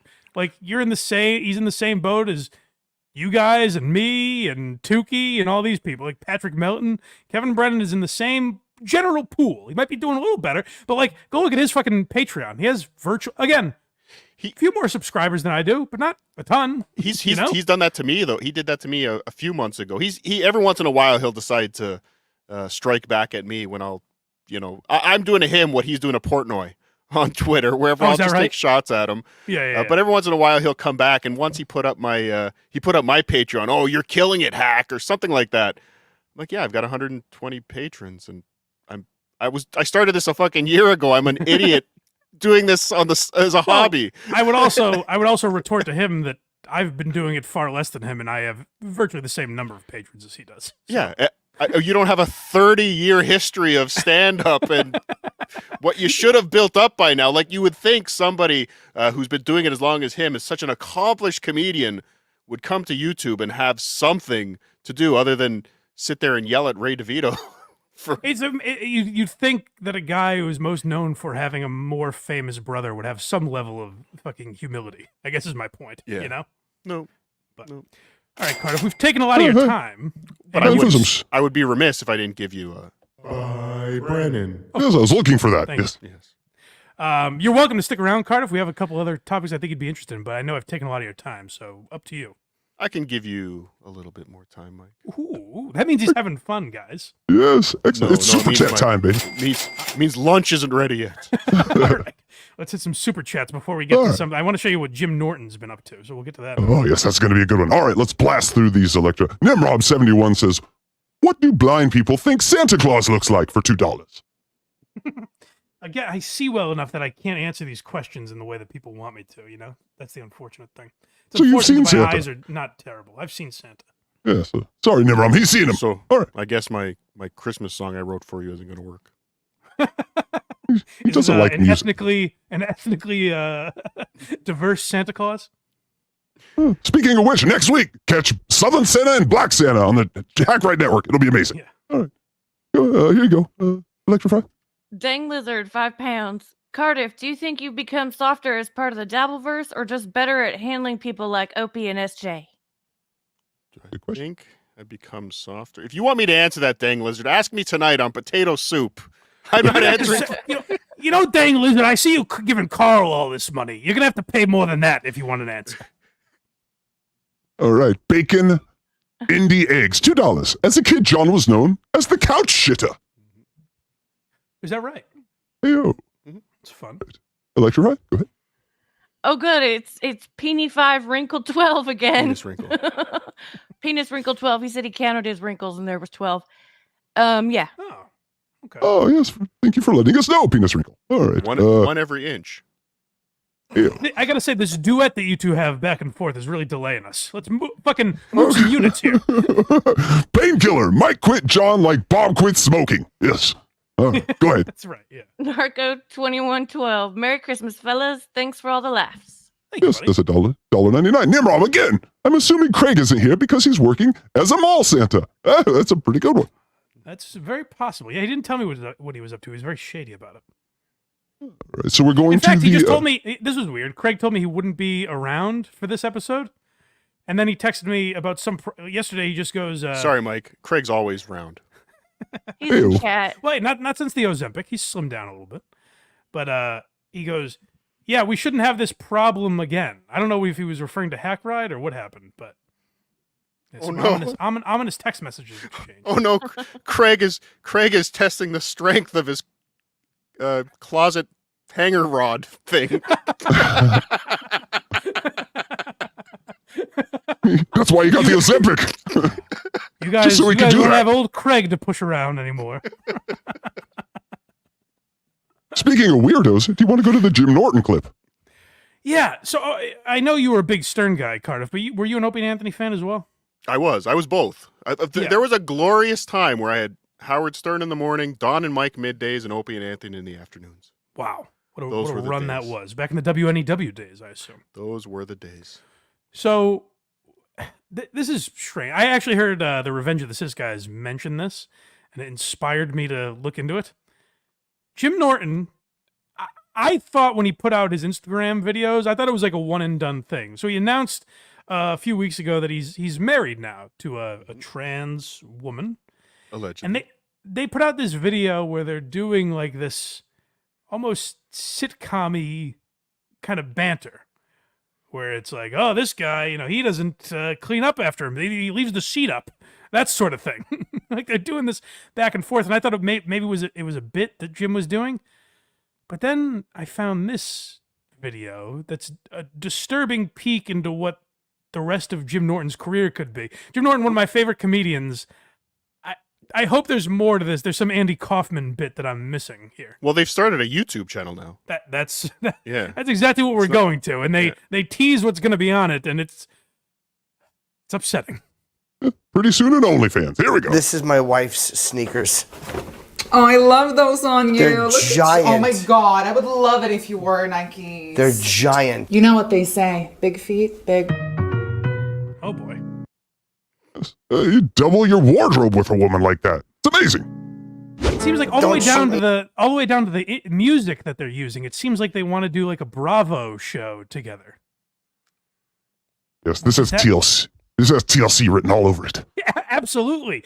And it's like, is that what Norton should just be doing a podcast and having other comics on? Like, it would be very successful if he did that. He's still a respected guy in comedy, but I don't know what's happening. His timing couldn't be worse, though, because TLC already has a trans woman named Nikki on a show right now. So, oh, damn it! should have timed this a little better, Jimmy. Well, let's see what other wacky bits they're gonna do with each other here. Yeah, I want to fix this toilet. Wait, what's wrong with it? It's the septic. Wait, now it stopped. Yeah, because I flushed. What, did you not flush before? No, I did, but maybe it was something like you just kept flushing. I don't know. That was driving me nuts, that septic tank. Okay, good job. You just flushed the toilet and fixed it. So I was actually inspired to buy. What the fuck is happening? What the fuck are they doing? I don't know. I think it has more legs than Chip Chipperson, though. You think so? It might. She's got any years left. She's tight end size. Come over the Ducks, baby. We need a good tight end. Voluspa? I have no idea. But when I went to Sharon Osbourne's party, she were giving out free candles. And I believe that this was one of them. And I love it. And it was... That was a complete name drop, by the way. This candle. Yeah. You just did that whole thing so you could say Sharon. Yeah, I did. Love you, Sharon. It's like, what if the Kardashians had less famous people and even less shit happened? Is what it feels like. just by the sound that they're using and the banter that they have. Like, I'm waiting for Norton to peel back the curtain and be like, I'm just fucking with you guys. But it seems like this is what the whole channel is their like silly banter together. But Mike, if you don't run the cameras all the time, you don't catch the gold. I suppose, but I feel like we're just getting the raw footage of them running the cameras all the time. I'm not seeing any gold here, Carter. It's coming. It's coming. Just it has to develop. All right, I'm sorry. They're newlyweds. Wait till they start fighting. Imagine. I don't want to see them fight. Jim will get hurt. This is like Norton. Wait till one of them doesn't put the cap back on the toothpaste. But look at like Rich Voss and Bonnie McFarlane are like funny people. And America as a whole has pretty much said, we're not interested. Norton's like, what if I did that, but with a non-comic? And I'm in my fucking almost 60s. It seems very weird. It seems like shit that Norton would have made fun of years ago. And I'm worried that he's just going to become... if he's happy, good for him. You know, he's one of my favorite comics ever, so... right off into the sunset, but it just doesn't seem like something Norton would do. Like, put out a special, Jim. You know, do you you're think a funny this guy. Do you think this is the writing on the wall for the Jim and Sam show? He's just setting himself up for the next phase. Well, it's interesting you say that, Cardiff, because simultaneously, Sam Roberts has started a podcast with that woman, Nicole, the secretary, Nicole Ryan from the morning mashup on Sirius XM. She was the secretary at Sirius, yes. She was, yes. And I gotta tell you, Sam Roberts to me is the most disappointing. I've never seen a broadcasting prospect like Sam Roberts, where you're like, oh, he could fill in for Opie easily, and the show wouldn't skip a beat. He's a great shit stirrer. He's very funny. And then he's decided to abandon that completely to kind of be like a pop culture cornball of some sort. Yeah. Yeah. It's very cheesy what he's doing with Nicole, and it seems like Norton's doing the same thing. So Jim and Sam are going to split up to be like, what if we could be complete cheese balls? Would you guys like that? I don't know. And I mean, yeah, Sam was, in case you didn't notice, the Ralph character on Tukey Soup is very Sam influenced. Oh, is that right? Yeah, there's a lot of early Sam Roberts influence in the Ralph character. When he would just come in, suck up, and take shots at somebody and leave. Right? Yeah, so, and that's what was great. And I honestly thought like, my thought was always like, if they got rid of Opie on Opie and Anthony, Sam would fill in and actually maybe make the show better because he's not as sensitive. You can kind of go at him. So I thought he would have filled that role of like shit stirrer and, you know, steering the ship, as they say. I thought he would have fit that perfectly. And he's abandoned that. Like, he doesn't even like, Carl mentioned that he's tried to get him on WATP, and Sam like doesn't want to do that stuff anymore. He doesn't want to make fun of shows or anything like that. I think that's what he's good at. I think Sam is, his next phase is just 100% wrestling. I guess so, yeah. And I think he's probably doing the show with Nicole to have a safer another landing avenue. spot. Yeah, just something else. Is there more to that video, Hackride? Yes, there's more. And Christian from the Blackcast has said, Jim has stopped short of saying it, but it's very obvious he's done it serious next year. So this is sort of an open secret, I guess. Yeah, I don't even know if he stopped short of saying it, because when they signed the last one, he was like, this is the last one we're doing, because they were having trouble getting like the podcast put out and stuff like that. So he's pretty much alluded to it, at least that I've heard. So I know that you guys are seeing us from like here, and you're like, oh my God, she's fucking giant. Yeah. And I am big, but I am wearing heels today. Wiki feet. Me and Jim have been probably together for way longer than you guys even can anticipate or know. Like, we have been together for a long time. A married couple who will have a YouTube channel, Jim and Nikki Norton. Like and subscribe the videos. Be a supporter. If you are a supporter of the LGBT community, let me spit out my gum. And we'll show you. This is the kitchen. Yeah. Like if Jim, and then we'll just. If Jim was doing a trans character, yeah, like that's what I would envision it would sound like, and be like that's. He married his own character. Listen, like I like the Revenge of the Cis guys, particularly Royce has always been very good to me. They were more fixated on like the trans part of it. And to me, it's like, I don't give a fuck about that. If Norton's happy with whoever he's happy with, that's perfectly fine. What I don't get is like, it seems like he's just the cuckold husband in this, like, let's flaunt Nikki and make her famous bit that they're doing, and Norton's like the straight man or something. Well, not at all, but you know what I mean. Yes, So it's a very weird bit that they're doing, and as a Norton fan, like I saw him when he came to Boston, probably about a year and a half ago at this point, but like his material was still great.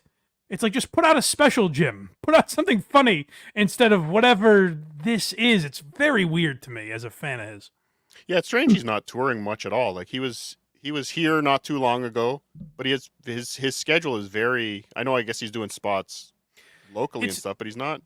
It can be. It's frustrating just because like I think he's like one of the greats, and he talks about. I've heard him be asked like, why don't you just put out a YouTube special if you can't get a Netflix deal or whatever? And he's like, people don't want to see that from me. It's almost like his confidence has always been to his detriment, because he thinks like, I shouldn't even bother trying this. Yet for some reason, if his wife says, let's become reality TV stars, I guess he's like, yeah, sure, let's do that. Weird choice. Yeah. All right, back to the Nikki Nickerson with Jim Norton show. Cut How from much place to of this is place. left? What you bet? Well, we got about a minute and a half left. I don't think we'll finish all of it, but let's see. But she has pretty eyes, Mike. Let's watch her. Okay. No. I'm gonna just go. We'll Surprised just stand to see here alcohol and in just the show house. them where everything is. Interesting. This is the living room. It's a disaster. We just got back today. I got luggage on the floor. Here's our living room. Show them. There's the hall. He does not like coming into the hallway and seeing my big dunks. No. You know what they say, big feet, big. That's This is my that's a trend on YouTube that I hate in general. And I'm going to say that we'll never do it just so that we can do it in 3 weeks. But like, what I really hate is the clip before the show. Oh, because it was a terrible joke, like, you know, big feet, big cock joke. But it's also like, we heard it 3 minutes ago. Why did you put it in this clip twice? But it is wasn't that great. It is a very TLC thing to do.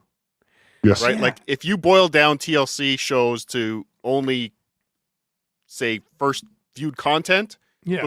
an hour show is 18 minutes because they show what's going to happen. They show what just happened when you come back over and over again. It is a very TLC-esque. Yeah. And Norton's a guy that participated in like essentially what we're doing right now with like Jocktober and that sort of thing, where it's like they would have ripped apart. Put it this way. Imagine Rich Voss giving a tour of his house where he's like, and here's the guest room. Like Norton would have a field day with that. And it's weird that he's participating in it. Are you saying this is the moment we need Patrice the most? That's been said once or twice in the past, so I don't know about that. But maybe it's time to dust off the old. There is an element of that where they've like kind of secluded themselves from that. So I do wonder if Norton needs a little more of that. His balls getting busted because like, what is that? I heard Luis J. Gomez mention it a few weeks ago, and I thought he was talking about the Instagram stuff that I saw. And I was like, oh, who cares? It's like 1 or 2 videos. I didn't realize they're dedicating a whole YouTube channel to their relationship inside their home.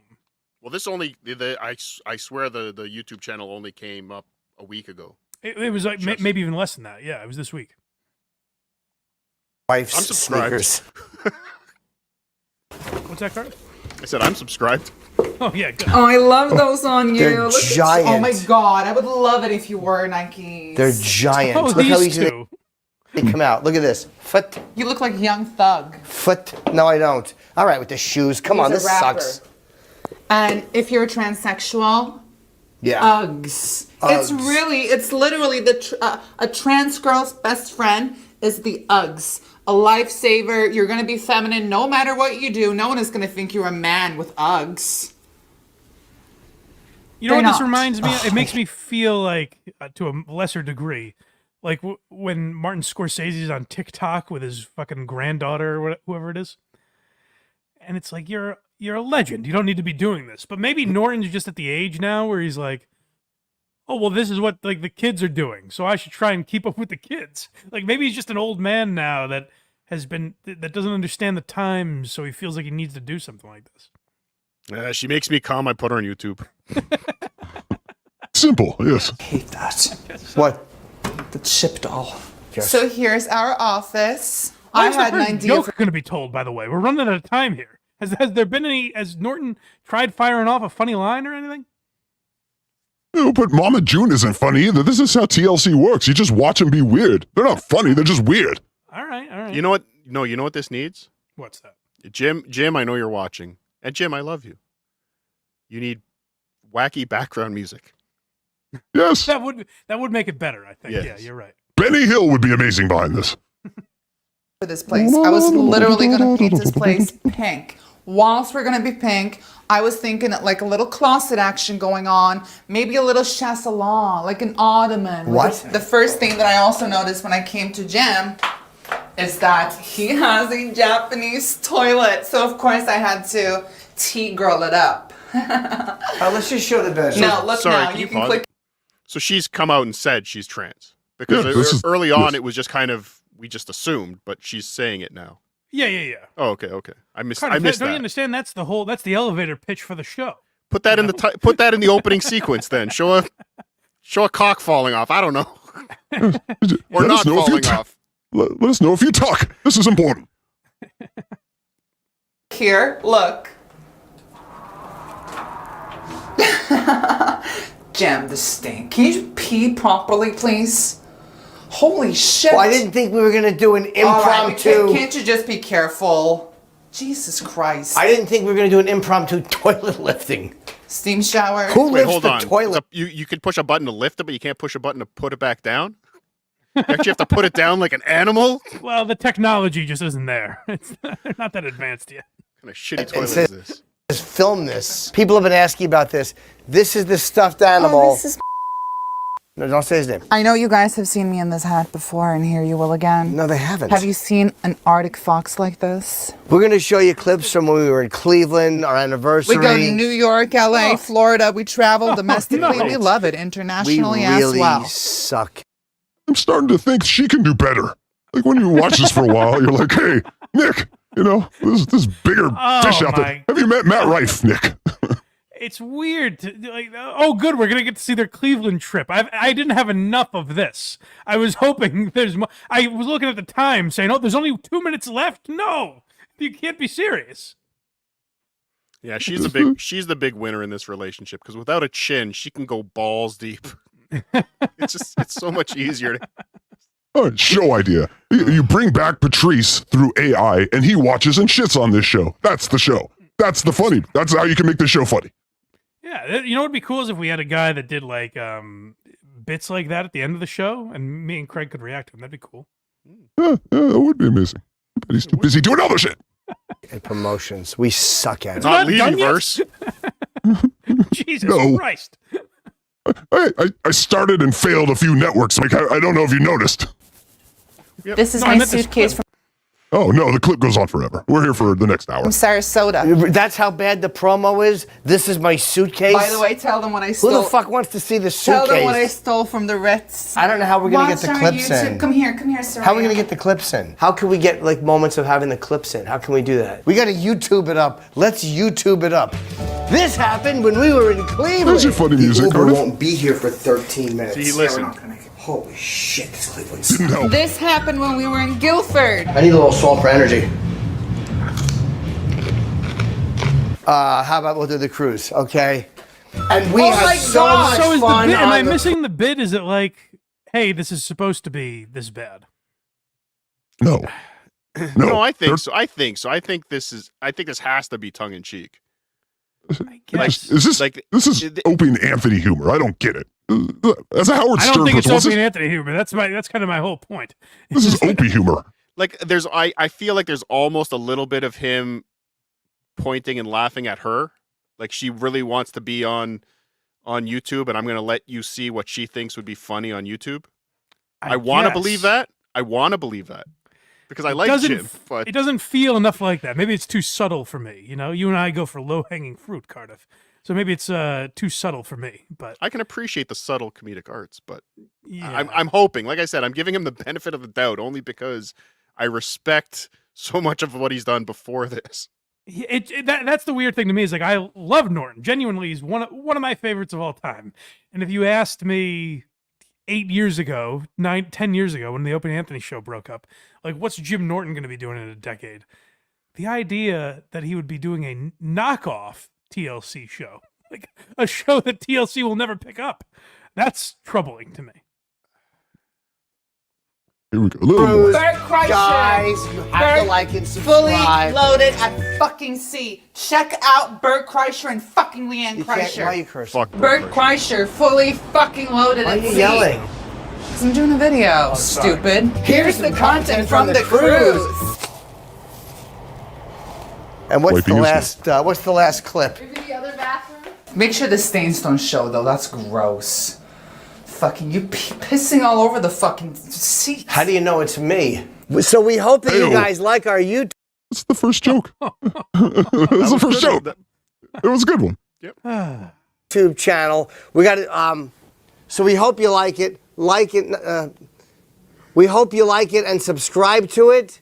And we'll put up videos, and we hope you like them. I know. We hope that you love You're our. yelling. I'm hoping that you guys. Okay, just stay put. I hope that you guys are gonna love our YouTube channel because we're gonna put up content, videos for you guys, and honestly, we are just so excited to finally share our lives with you. It's gonna be a lot of fun, you guys. We hope you like it. I hate this. Hope you love it.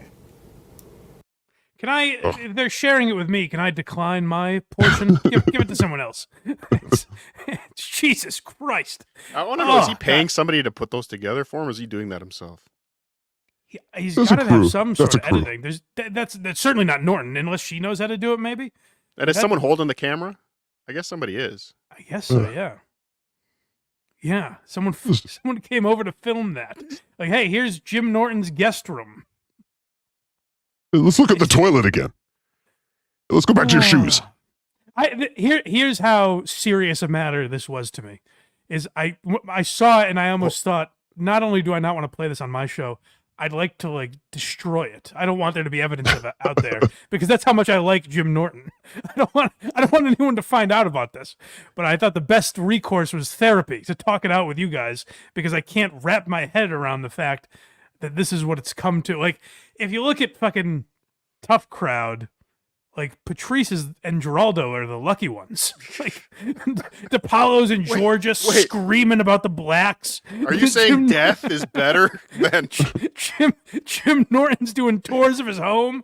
It's what has happened to these people? Thank God for Colin Quinn never changing, because what's happened to the rest of these people is depressing. The great Annie Orion is in the chat. Annie, DM me. I have a great show idea for you and me. Let's jump on this trend before, it really takes off. Hey, folks, we're going out to Minnesota this weekend. Yep. That's fun. All right. Cardiff, does the name Joe Matterese interest you at all? Yes. Looks like you're sticking around again, buddy. Oh, no! That's a trick question. We've been covering Joe Matterese quite a bit on this program lately. Interesting. Because, did you watch it all when like Red Bar covered Joe Matterese heavily? No, I've never really watched Red Bar. So Red Bar was, kind of one of the first guys, or maybe the first guy to really go after Matterese and expose a lot of the ridiculousness that Joe Matterese gets into. So he took a break from podcasting for a while and then came back in November and was like, guys, I've figured it out. I figured out my format. We're going to talk about one topic, no guests. It's only going to be a half an hour. And that's going to be it. Each week, we're going to talk about one singular topic. And he kind of described that as revolutionary, as if no podcast had ever thought of that before. He's completely abandoned that 5 weeks in, as we documented. And now he's having guests. Can we, Cardiff, Hack, I don't know why I keep doing that. Because we're the same. One of you filter hacks. We can't play the Luis J. Gomez clip first. We have to wait based on the way you have them. No, I can play it. What do you know? What it is called? The Luis Gomez. It's called Naked Pictures of Mike. I have Scopo Please click opening that bit. one. Italians. Scopo. Yeah, the Scopo thing. Okay, yes, we can do that real quick. Okay, Here, hold on. Let's play that. So this is, you may remember, the last we left you, we were talking about Chris Scopo, who Joe Matterese in episode 5 or 6 just announces, like, hey, yeah, by the way, this is my new co-host, Chris Scopo, and doesn't know anything about him or anything. And the title of the episode is New Co-Host, Chris Scopo. That's what he titled the episode. So in our next episode, I noticed Chris Scopo wasn't there, and I thought that's a little weird. So let me play you a little bit of why Chris Scopo might not be there. This is from a recent appearance on the Real Ass podcast with Louis J. Gomez, Lev Fur, and Zach Amico. Right. No, you're very funny. I just feel like you Aren't should you on be... Joe Matarese's pod now or something? I had a couple guest host things. Yeah. I don't know what the deal was with that. Joe Matarese. I know. You know, that's the equivalent of him filming your fucking sketch, dude. You shouldn't be doing Joe Matarese's fucking podcast. You're selling everyone that's watching from the outside. You're saying, "Hey, I'm a loser." Yeah. Is it about getting back into comedy? No, but I like the guy. He was nice. I like Joe. nice. Let me say this. Nice guy. Let me make this very clear because it sounds like I'm trashing Joe Matarese. Okay, Which you are. I mean, you saying I'd rather be murdered than on camera with that guy? Joe Matarese. I always thought Joe Matarese was kind of funny. Like when I started in comedy, I have a weird thing, dude. I just respect the elders, dude. When I came into it, dude, he was like a guy who was working like stand up New York and working the cellar. He always had funny enough jokes. Dude, he had a joke about fucking like I don't know, dude. I don't remember a song one of his jokes, but he was always funny enough. And Joe was a pro. He did TV, he did his fucking thing. Pro Matarese. But I'm just saying. You know, he would say that. He would tell you, like, hey, dude, this isn't a good career move to be co-hosting the Joe Matarese podcast. That's crazy. That's a crazy career move if you're trying to do things in the industry. If you don't want to do anything in the industry, this sounds all right. this sounds bad. You gotta edit. You gotta edit No, this out. You can't edit this. Edit all the Cuomo You stuff. gotta edit this out. Yeah, this come is on. fucking None of crazy. This has been me. This is what we're all. I'm just kidding. Don't edit any of it. But I've edited it. But I mean, it's all hilarious. It's all good fun. Did you ever see what? I'm not shitting on Joe Matarese. You ever- Joe No, Matarese, no, not at all. He's a pro. He's funny. But I mean, you know, come on, dude. I've never. The idea, just give him a talking to. He's like, listen, Joe Matarese is a great guy, but seriously, come on, what the fuck are you doing? So Matarese can't catch a fucking break. Even like the people he has co-hosting his podcast are on other podcasts being like, yeah, I don't know what I'm doing with my life, man. It's like someone that's talking about an addiction or something. They're like, I don't know. I got to get my shit together. I was on Joe Matarese's podcast. It's maybe we get Stuttering John and Joe Matarese together. The internet would love that. Would be a lot of fun, I think, if those two got together. A couple of Matarese's Jersey. I was gonna say a couple of Long Island. Oh, it wouldn't work then. No, you'd have to be. We need someone from Long Island because only someone from Long Island knows how to talk to someone from Long Island. That mentality, yeah, exactly. All right, so let's get into Matarese's pod. These are from episodes 6 and 7 of his podcast, where he found another new co-host named Marta something. I don't know who it is. This is when we're on. Shut your phone off. Shut your phone off, Marta. That's just how it starts. Nothing was cut out. That's how the episode starts, where it's him telling her to shut the phone off. I don't know if that's supposed to be like a silly, like, hey, she has her phone on, but it's 9 seconds long, and then the intro music starts. Yes, can we watch again? Because I think he gets angry. His face turns. This is when we're on. Shut your phone off. Shut your phone off, Marta. Why would you leave that in? If you just please shut your phone. They're not live. There's literally no reason to have left that in. I don't know what. It's weird. It's strange seeing a show like that not in this format, like the one camera sitting beside each other. Like that just seems like it should be a Zoom show. I've never watched the show, but that seems like it should be a Zoom show. Nothing more.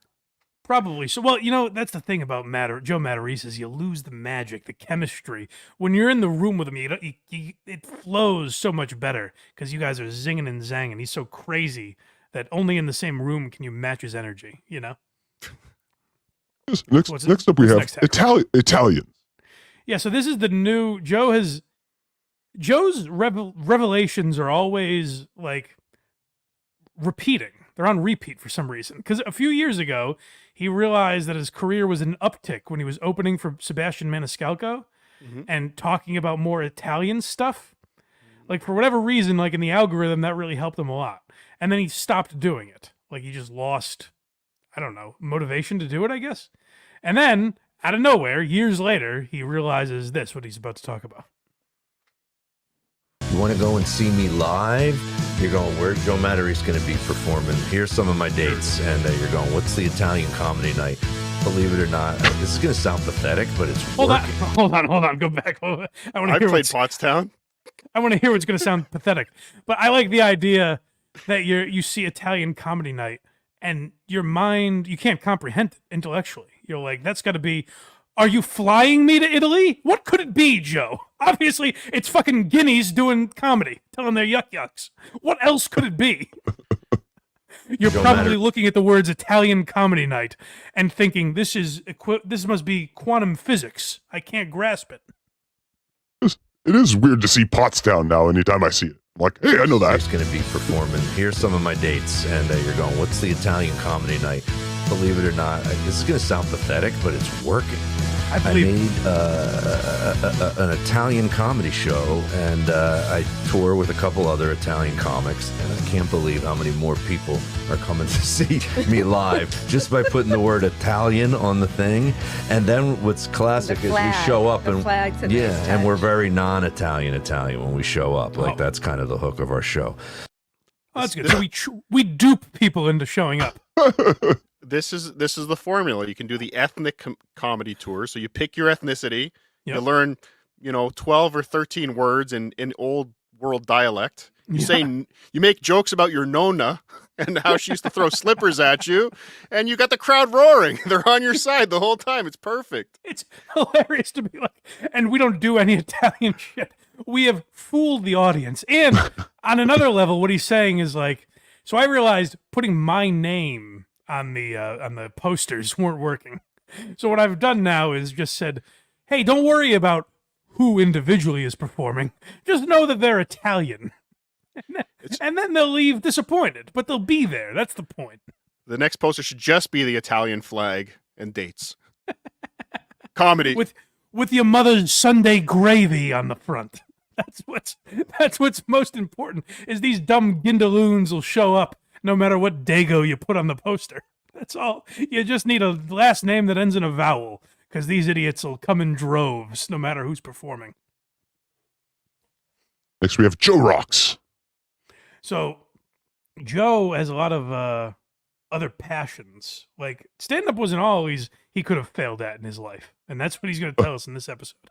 And then I come right back to about 8 minutes from my house on the 27th of December. And between Christmas and New Year's, everybody's off.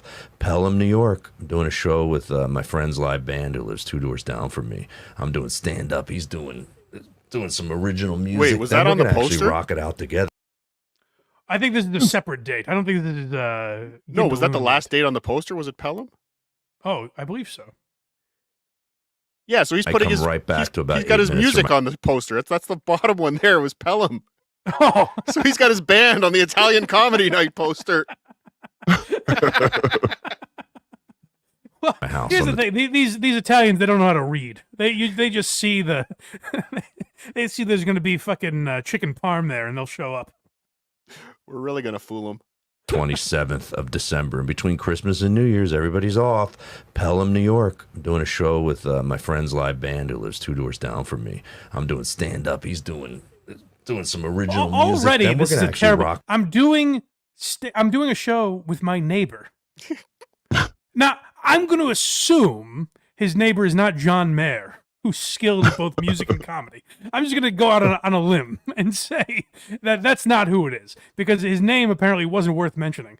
So Joe is he never gets out of his own way, where he's like, guys, you know what you really want to, everyone's home for Christmas, so you don't have an excuse, like he's locking us into plans. Like, fuck, he got us. I'm free that night. And I'm going to do impressions of all my teachers from 1st to 8th grade. You're going to love it if you went to my high school. Oh, my neighbor's going to be there. I've got a funny uncle that might come up on stage. It's a lot of fun. And all gearheads take note that Blind Mike called John Mayer is skilled at comedy. You know what? I'm glad you pointed that out, Hackride. I noticed it the second I said it. What I should have said is he's skilled at music and does comedy. Yes, he does enough comedy to get hot women. That's it. Yeah, he's friends with Dave Chappelle is what I should have said. Get out together at the end. So 12/27 for those tickets. Yeah. So the Italian comedy night is very exciting. If you're in Jersey for Christmas, make sure you see that. Joe Matarese might be my next Stuttering John. Thank you for bringing that to me. You've seen nothing yet, Cardiff. This guy's amazing. All right, next one up, show prep. Yeah, so Joe likes to let it rip. He's going to tell us about his process. That's always exciting. Like exactly what? What are some? What would you say? What's your biggest credit? Writing. Oh, my biggest credit. Biggest show running credit. I mean, there are a lot there. You know, I do all the Love and Hip Hop reunions. I did the Kids' Choice Awards for a while. I created the Long Island Medium. What's the Long Island Medium? It's literally in the name, Joe. It's titled What It Is, you dickbag. Started as a large, and we followed her weight loss journey all the way to a medium. Do they live in the middle of Long Island? What's going on here? What's with the books? Another show on TLC. We just found an average-sized woman. And we're following her around Long Island. What are the books for? In front of him. He puts the books up, I think, to seem smart. Like he has Robert Kiyosaki's Rich Dad Poor Dad on there, and I think that's his way of being like, "Hey, gang, I invest. You know, the money that you give me on YouTube or Patreon, I'm putting that back in. I'm reinvesting that. That's going to be my kid's future." He's got George Carlin's book, Chris Rock's book. Like, what's he? He's learning from all the greats. Oh, What's funny is I believe, and I could be wrong about this, but I believe the studio that he uses, other comics use for their podcast. It's a library? Well, it's funny to just imagine Joe setting up those books and then having to take them down at the end of the show. Yeah. Dirk Diggler had a lot of books too. Sometimes they're just dressing for a room. But it's great, like, essentially, like, not knowing what the Long Island medium is as if I had Cardiff on today, and I was like, and you cover, what is it, Bobo from the Opie and Anthony show, Cardiff, is that right? Is that what you focus on mostly? Yeah. Just like having no idea who the fuck you're talking about. Our show, we had a 10-year run. It was on TLC with Teresa Caputo. Okay. 10 years of bullshit. People. It was very exciting. Oh, nice. Yeah. Sounds like a definite stressful job. He wants you closer to the mic. Why do you? Okay. You know how to look? It's on a. I understand. I just stop. Just bickering with the guest. He's But it's also got some- interesting. He's got some Andy Dick energy. Can I be honest? He's got some weird energy. Maybe you'll see John at the Salvation Army. But he does it like, it's also interesting to me to have never heard, you don't know what a medium is, and then you find out for the first time, and your response is just nice. That must have been a lot of work.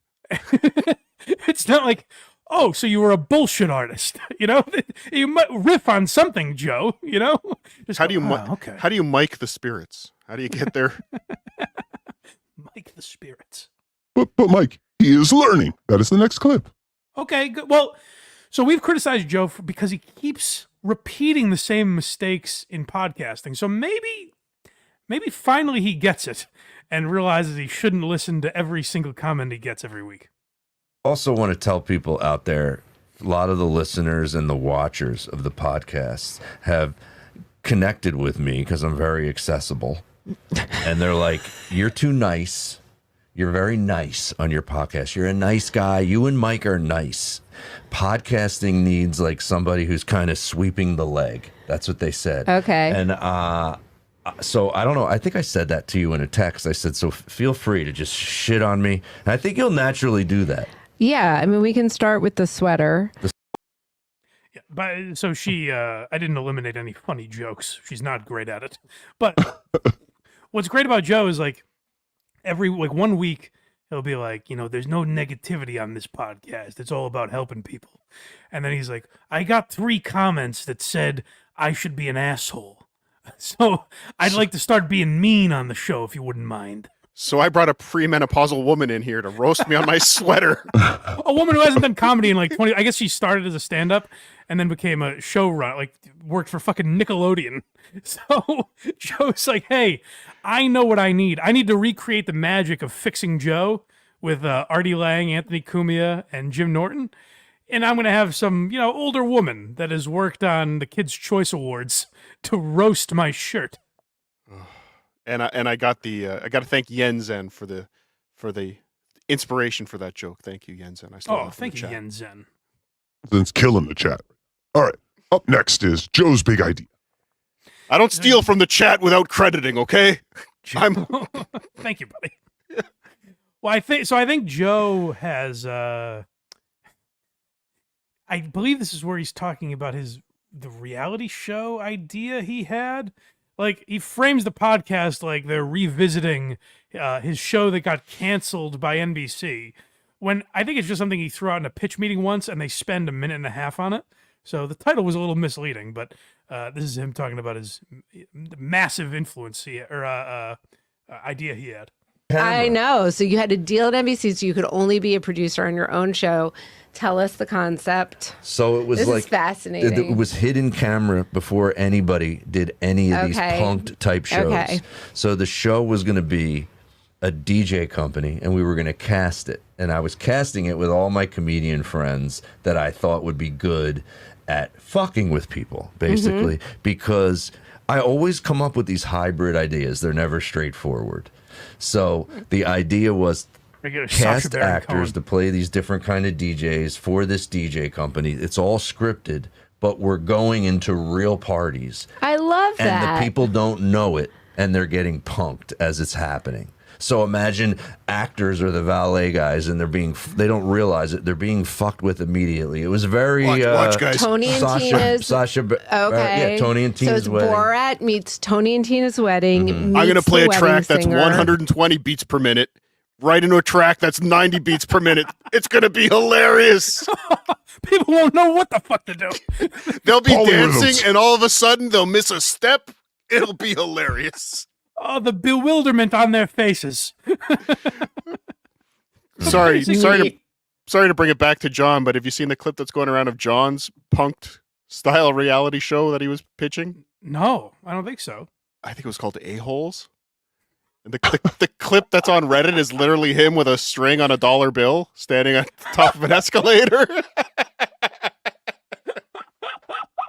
I'm just picturing him in black and white, like Ashton Kutcher.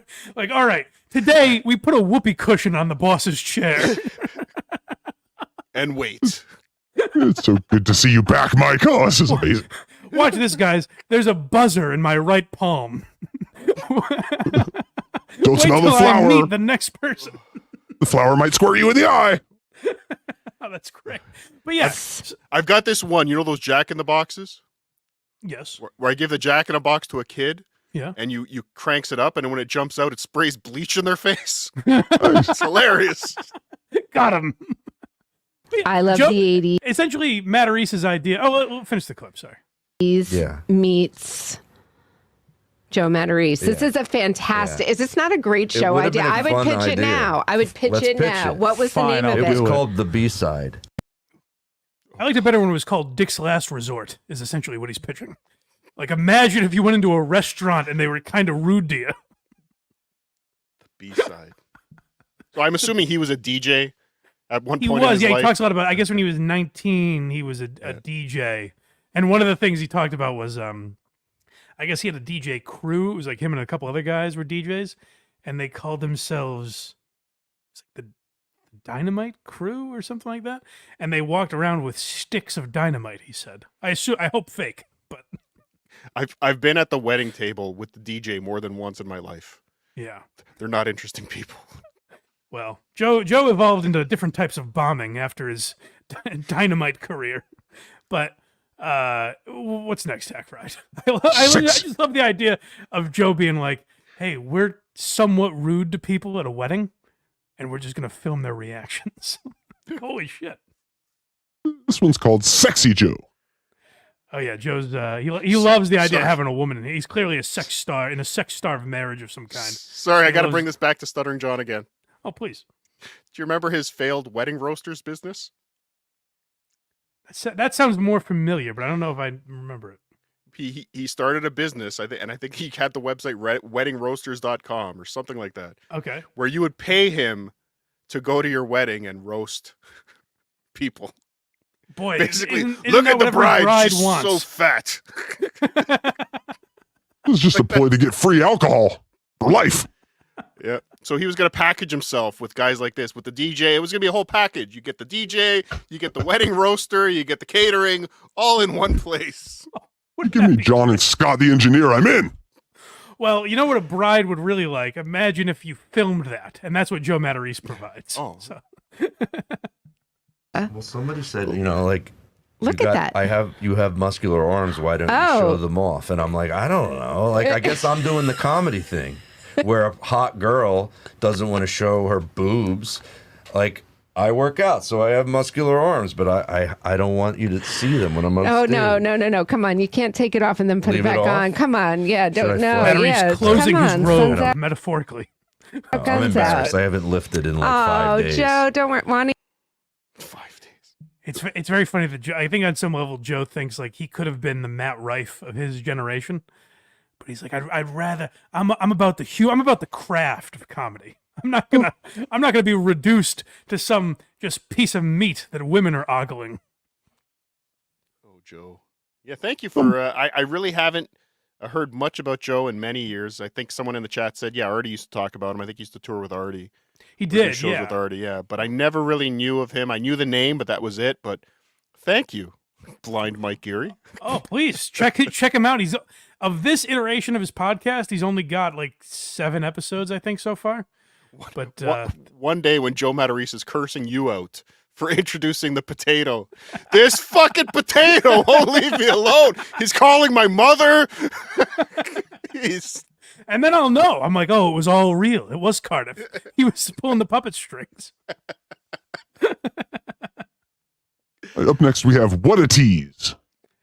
Oh, yeah. This him floating out his new idea, but also Cardiff, now that we're introducing you to the world of Joe Matarese, you might have a special coming out, buddy. So buckle up.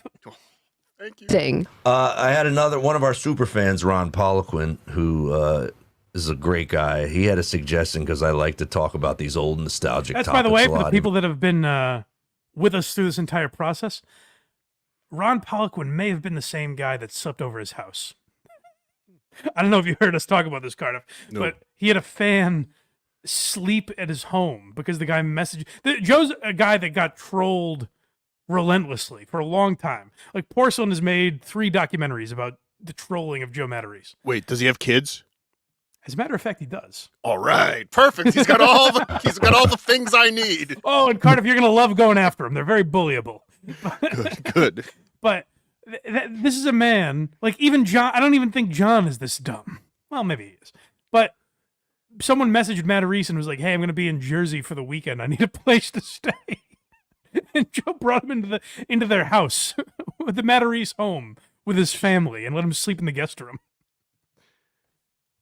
Anyways, that's Ron. It's like the Mick Foley story. It's called Mullets and Mixtapes that I've filmed a year ago and still isn't done. And it's been that was a hard editing the trailer to that. But he said you should like bring back like an episode and call it like Callback, and put it at the end of the episode. And I said I love that idea. So I started thinking of different ones. And for this first time doing Callback, I brought up the name Howard Cosell. That's very exciting. So if the idea of the callback was too hard for you laymen to understand, simpletons. Yeah, basically what it is every week Joe's going to tweet out, "Hey, do you guys like Howard Cosell, or did you like Cheers?"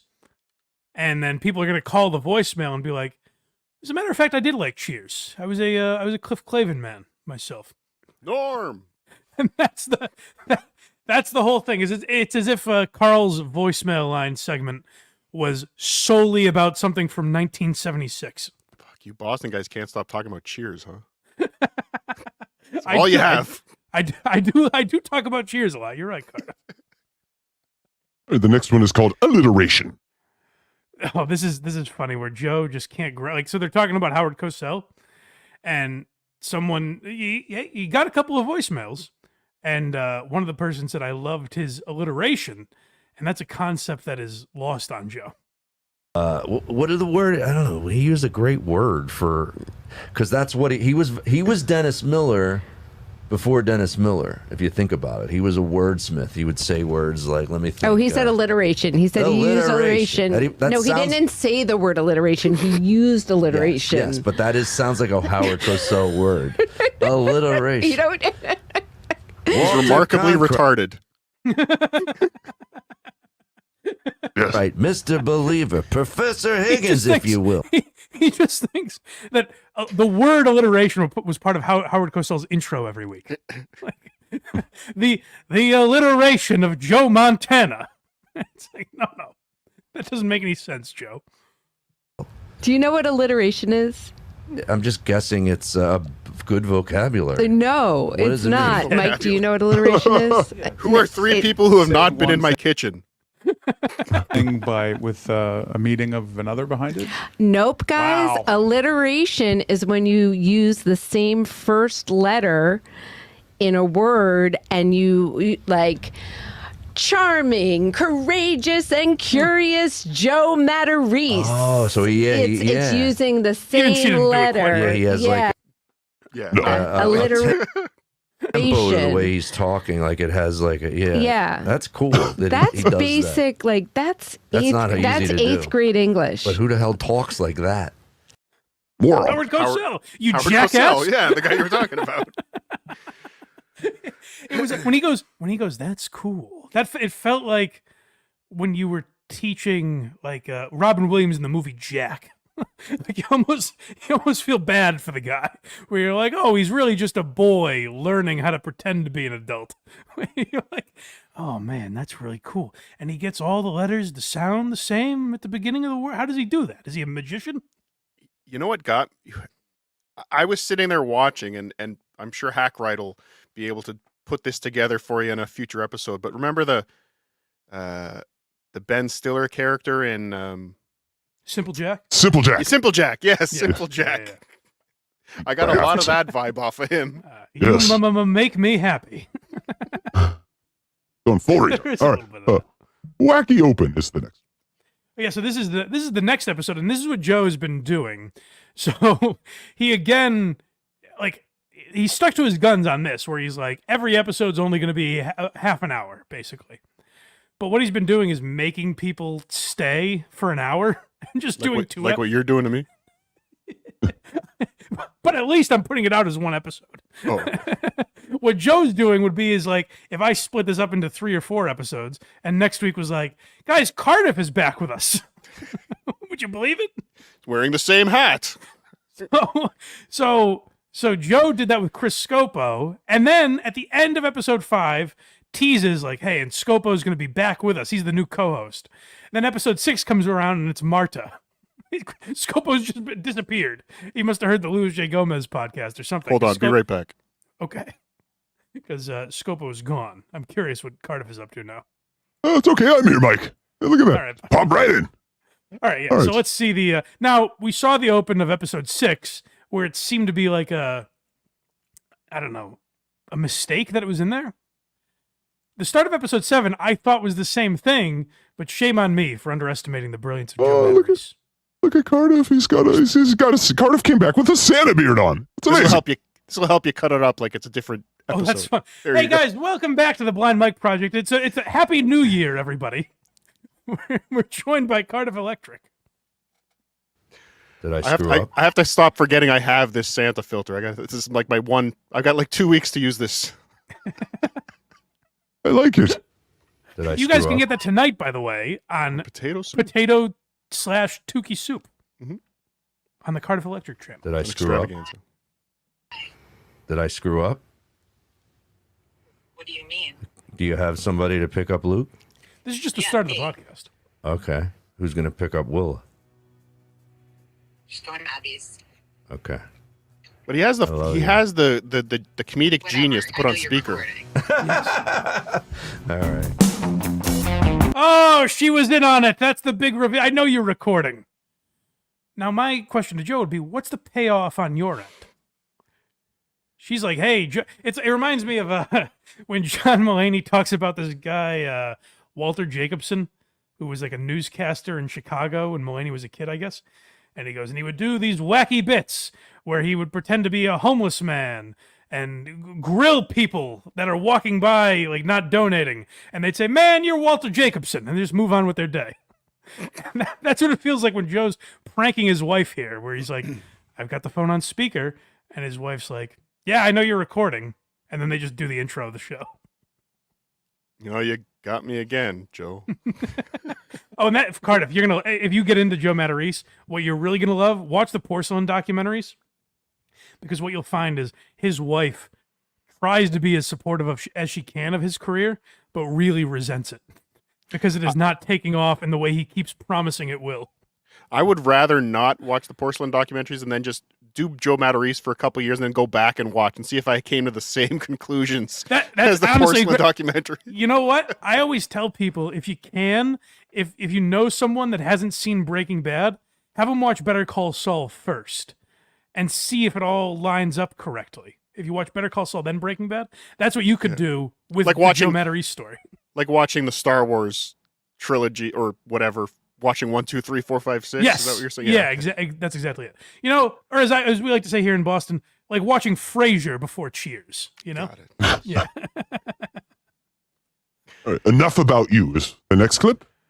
Oh yeah, that's where Joe always has a guest on, but like, hey, come on, we got to bring it back to the man here. I'm the derailer. Marta, so let me tell you, because Tell me about what's the been Joe going Matterese on. show definitely is a little bit of a narcissistic program. It's like it would be nice to sit here. So It would be nice to sit here and interview Marta and figure out everything she's been doing and promote. But it's like that's not That's what not this what show this is about. Yeah. It's not about me. It's about you, Joe. Joe, Yeah. tell me what's been going on. What did you do So, this last weekend? You said something crazy happened with your wife. Yeah. So I'm gonna tell. It's great to have a guest on, and pipe down, Cardiff, while I get this out. It's great to have someone on and be like, I made you come here out of your way to do this show. I don't give a fuck about you, though. We're really talking about me. I just need a pair of ears to talk into. Can I talk now? I guess. I agree. Potato soup tonight, folks. What time is that again?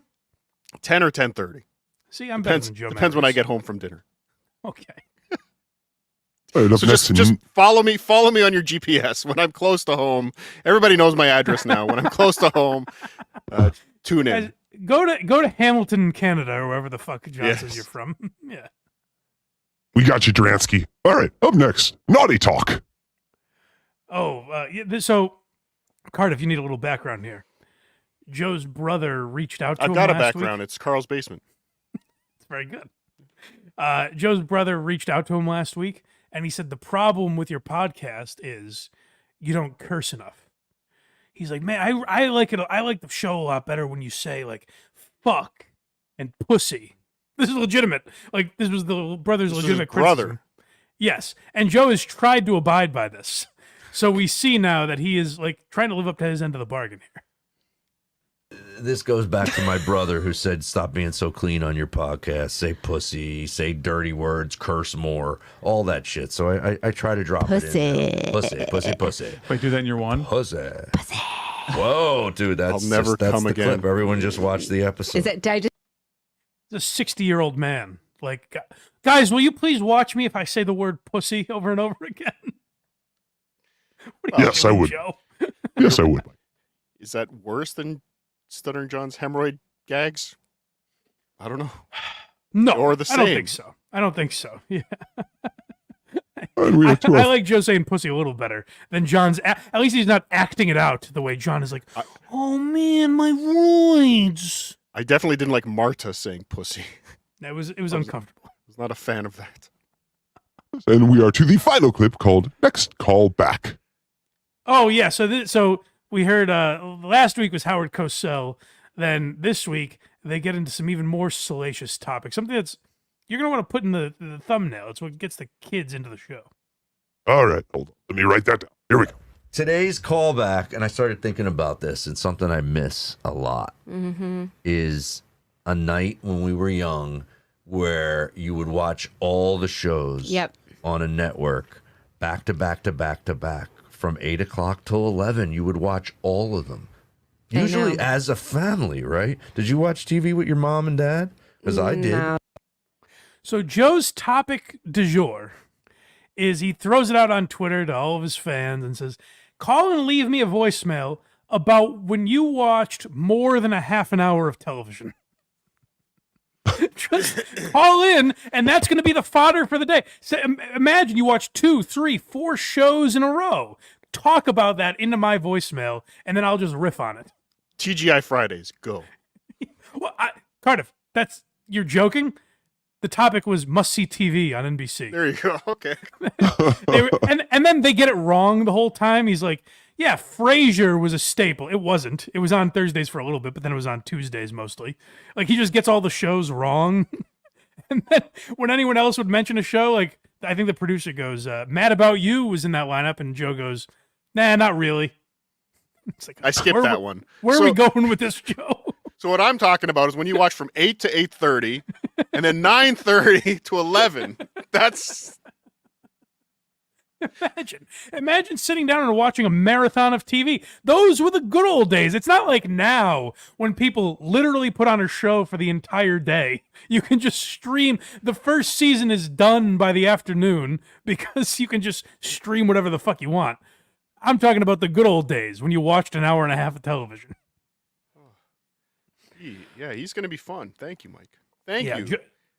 Hey, Cardiff. Blind Mike Geary. What's mine is yours. I've taken enough from you, you know? That's true. I have a fucking guy with a filter doing wacky games at the end of my show. You're more than welcome to take Joe Matarese. Ew.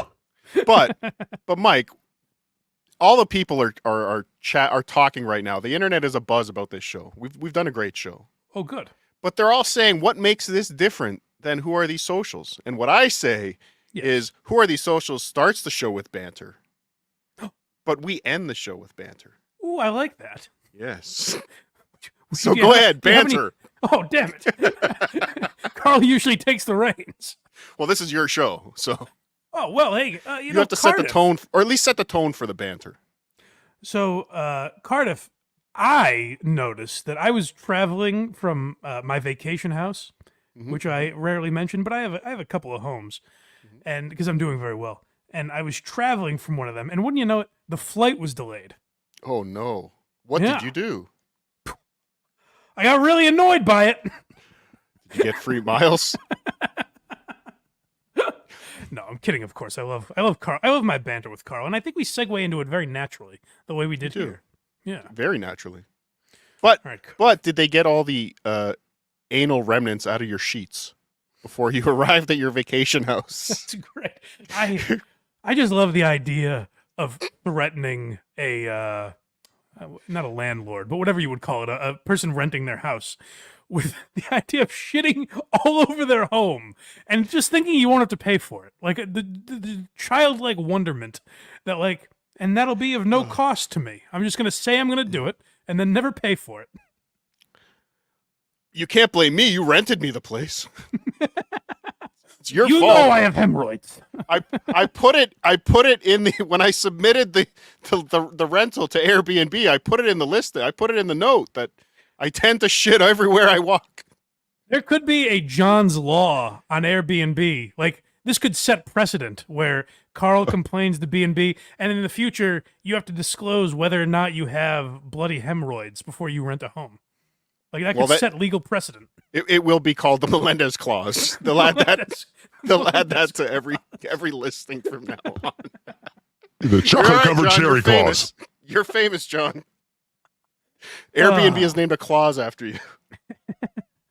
Cardiff, we've had a lot of fun here today. You've given us more than enough of your time. Yes, I have. Plug what's going on tonight one more time. Potato soup, Tukey soup crossover tonight, 10 or 10:30, probably 10. I'll probably just stick with 10:30. But anyway, big, massive. I've just about touched 1,000 viewers my last few episodes of Potato Soup. I've just gotten so close, and I said, what do I need to push myself over the edge?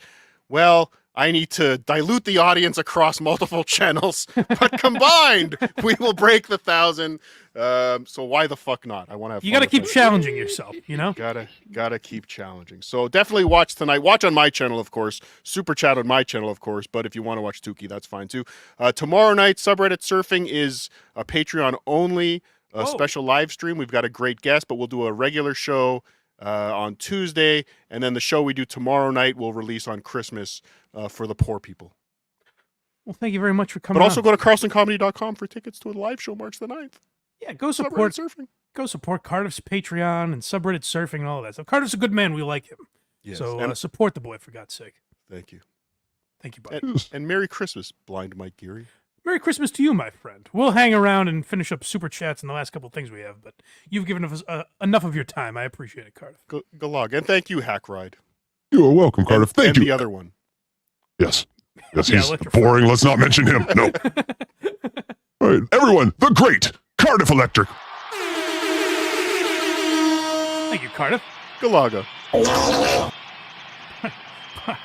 part of the family here, I like to think. You know? Yes, We've yes, adopted every- him from Carl every once in a while. Oh my God, the chat is blowing up. They love you two together. The chemistry is off the charts. Yes, there's almost 500 people in chat. We have a winner on our hands. Blind Mike, let's make sure I'll we go never know back if to you're Craig lying, next week. so I appreciate it. I'm totally. No, we're buying viewers. Yes, we're buying viewers. That's what we were doing, Jensen. Good. I like the idea that so many people are being accused of buying viewers, and the number they're buying is 1,000, which is like, it's good, but it's why would you want to buy that number? If you're buying, shoot for the moon, you know? Yes, yes. It makes no sense to spend 30 cents. If you're going to do it, let's do it. Let's be the first one with 1 million views in the Dabbleverse. Let's just really go for it. We actually should do that, like buy like 12 million viewers. Yes, yes. Why not? Oh my God. Yes. Well, let's put it on Boney's channel. That way there's no problem with monetization. We'll just see Boney get 12 million views and just show what YouTube is ridiculous. And they don't care about their platform. But Mike, I have a few more clips. Do you want to do Matt Rife or Tosh, or what would you like to do? I guess let's do a little. I think they tie into each other in a way, but let's start with Matt Rife because we cover him a decent amount, and this guy's in trouble again. This Matt Rife kid, it's crazy. Yes, and before we get to Matt Rife, let me just say that there is the pinned text at the top of the chat, and that is for turning on your memberships. So if you would like a gifted membership, turn that on, and if you want to give a membership, give a membership. It's Christmas time, people. Come on. All right. I forgot I didn't promote anything of mine. Yeah, it's Go okay. to blindmike.net if you wouldn't mind. Subscribe. We have a Patreon. We have YouTube memberships. So subscribe if you like. Do the same for Hackride. Go to his channel. Subscribe. All that. Support the boy. You guys know how. People plug enough. You know how to support the show if you want to at this point. You know. Yes, yes. And here we go. This is the first clip. This is Matt Rife versus a 6-year-old, correct? That's what's going on here? Yeah, I get. So Matt Rife's been getting a lot of flack, particularly on TikTok, where he was born, essentially, where he rose to fame. And so they've really turned on him, and now he's in a war with a 6-year-old where we'll unpack this after we hear the woman's accusations. I can already tell I do not like her. Here we go. Matt Rife has decided to start beef with my 6-year-old child online. Yeah, Start you heard me beef. correctly. My Hold on. 6-year-old Can I make a prediction here? Yes. I'm going to go ahead and assume Matt Rife didn't pick the fight. No. I'm going to go ahead and guess Matt Rife, right now, one of the most famous comedians working, didn't seek out some lady's 6-year-old on TikTok and take him to task. I'm going to guess that. I don't know that for sure. Oh, he's buried in 10 feet of pussy. He dug himself out of that to find your 6-year-old. Come on. Right, yeah. All right, here we go. child online. So my name is Bunny Hedaya. If you don't know me, Hedaya means gift, and this is my gift to you. Oh, is she exhausted? This is the dating world. I'm a single demon, and this is the entire dating world. It is trash. In her mind, does that mean she's a gift? Like, I was named that, so this kind of held true over I really have no choice other than to be a gift. I can be as much of a whiny bitch on TikTok as possible, but I'm still a gift because my name is Hedaya. Yes, my parents installed this narcissism early. I had no choice. They called me gift. Dating Matt Rife to filth. Like Matt, I have a full female audience online. Although I like mine. I don't want them, man. You can keep them. Please. I will gladly Okay, so this is a take your thing where I guess because Matt Rife made a domestic violence joke, it means he hates women. My criticism of the joke is it was like a street joke. Like, it wasn't a strong joke to open a special with. It was a joke that you would hear in The Sopranos, like something like older guys sit around telling, like I already told her twice. That sort of a joke. So that would be my criticism of the joke. It doesn't mean Matt Rife hates women. It meant he wanted to expand his audience a little bit, do something edgier, I guess. Now, you could say, like, oh, that wasn't for me. But this idea now that Matt Rife hates women because he made a joke. Again, here's the funny thing is they're all calling it a joke. And some of them will say, like, a quote joke by a quote comedian. But it's like, no one thinks it was a rally, right? So what are you actually criticizing him for? You know, no one thinks this was a TED Talk. Yes, it's obvious he doesn't hate women. He clearly hates comedy, but he doesn't hate women. Yeah, if you want to accuse him of anything. But I don't think he hates women. Audience, because we know you can't satisfy them anyways. This all started when his comedy special, which... So this is something they all do. And by they, I mean these broads on TikTok. These skirts. They've all insinuated that Matt Rife has, because he made these jokes, he has a small penis, or like he can't satisfy a woman, he comes quickly. And it's like, I don't know, wouldn't that be offensive to guys? Not that I would know, ladies. Like, wouldn't that be offensive to some of those freaks out there, you know? Those incels? Minuteman Mike, that's what they called you. I know. No. Oh, here's to hoping that doesn't stick. Oh, you. Hold on. I'm writing that down. Hold on. Give me a second. Here we go. 2 hours, 25 minutes. All right. Minuteman Mike. But I'll just take Kevin Clancy's bit now on Instagram. But, yeah, no, let's keep hearing it. Things he said that weren't even funny were posted on TikTok, and I started being tagged in them because everyone knows that my son is like a genius and he's really into space. I fiercely... Wait, hold on. Can you go back? Everyone's tagging you in Matt Rife's videos because they know your son is a genius? Yes. I wonder if he is also a gift. I'm sure he's a gift, too. They're all gifts in this fucking family. Reading Matt Rife to filth. Like Matt, I have a full female audience online. Although I like mine. I don't want them, man. You can keep them. Please. I will gladly take your audience because we know you can't satisfy them. No problem, sister. This all started with his comedy special. Yours.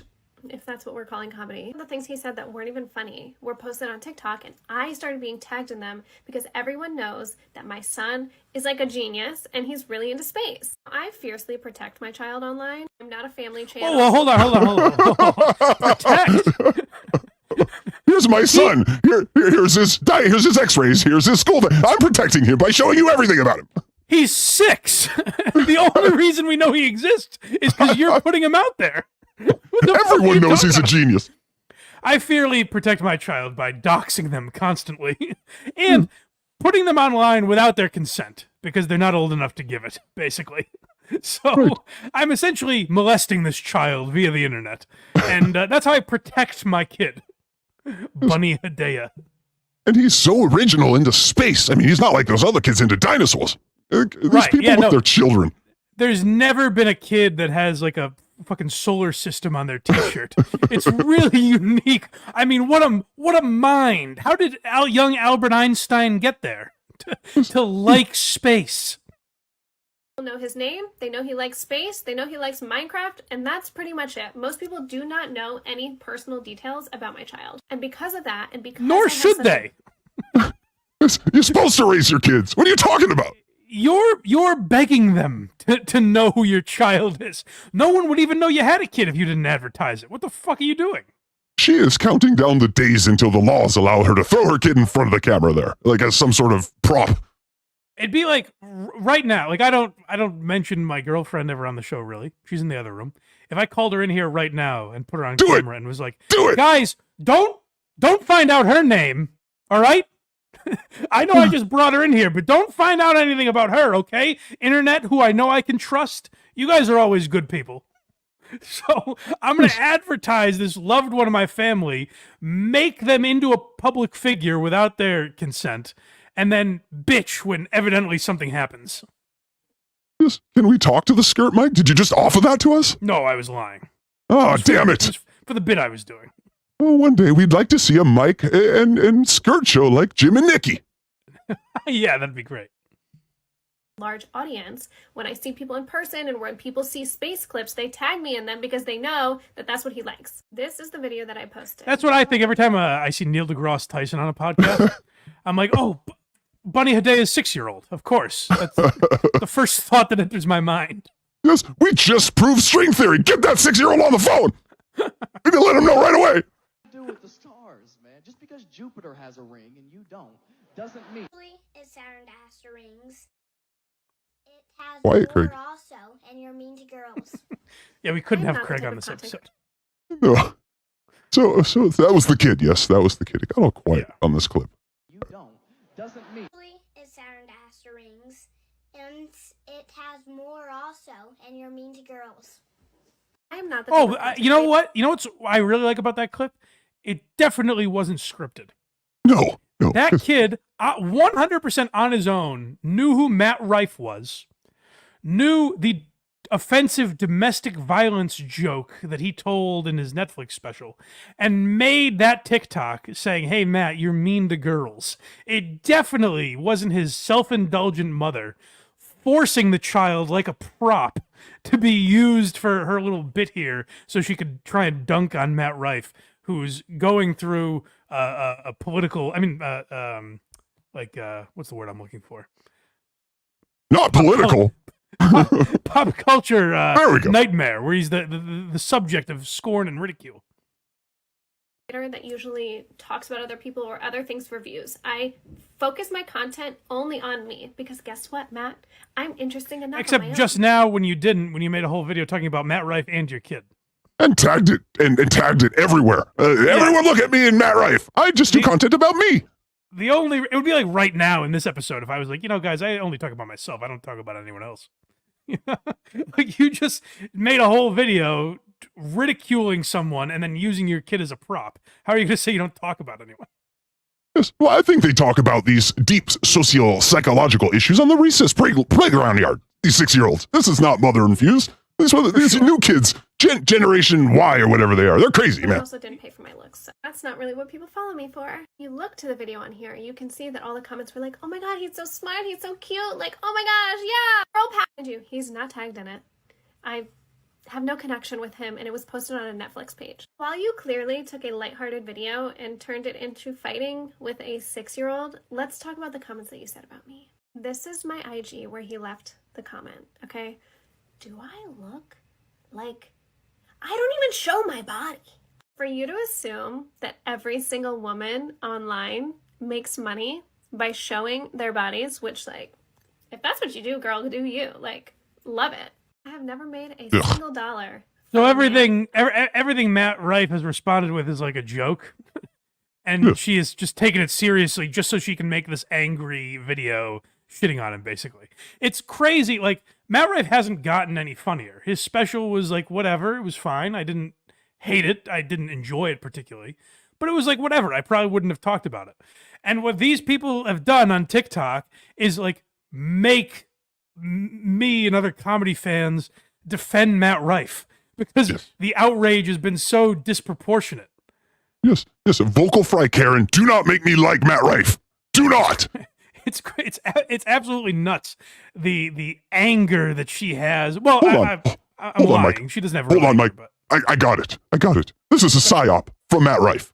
Matt Rife hired this lady because he knows he needs PR. This is from a PR company. They hired this lady to make Matt Rife look good. This is the only explanation. That's what a lot of people think, and I just don't know if people are calculated enough to figure that out and nail it.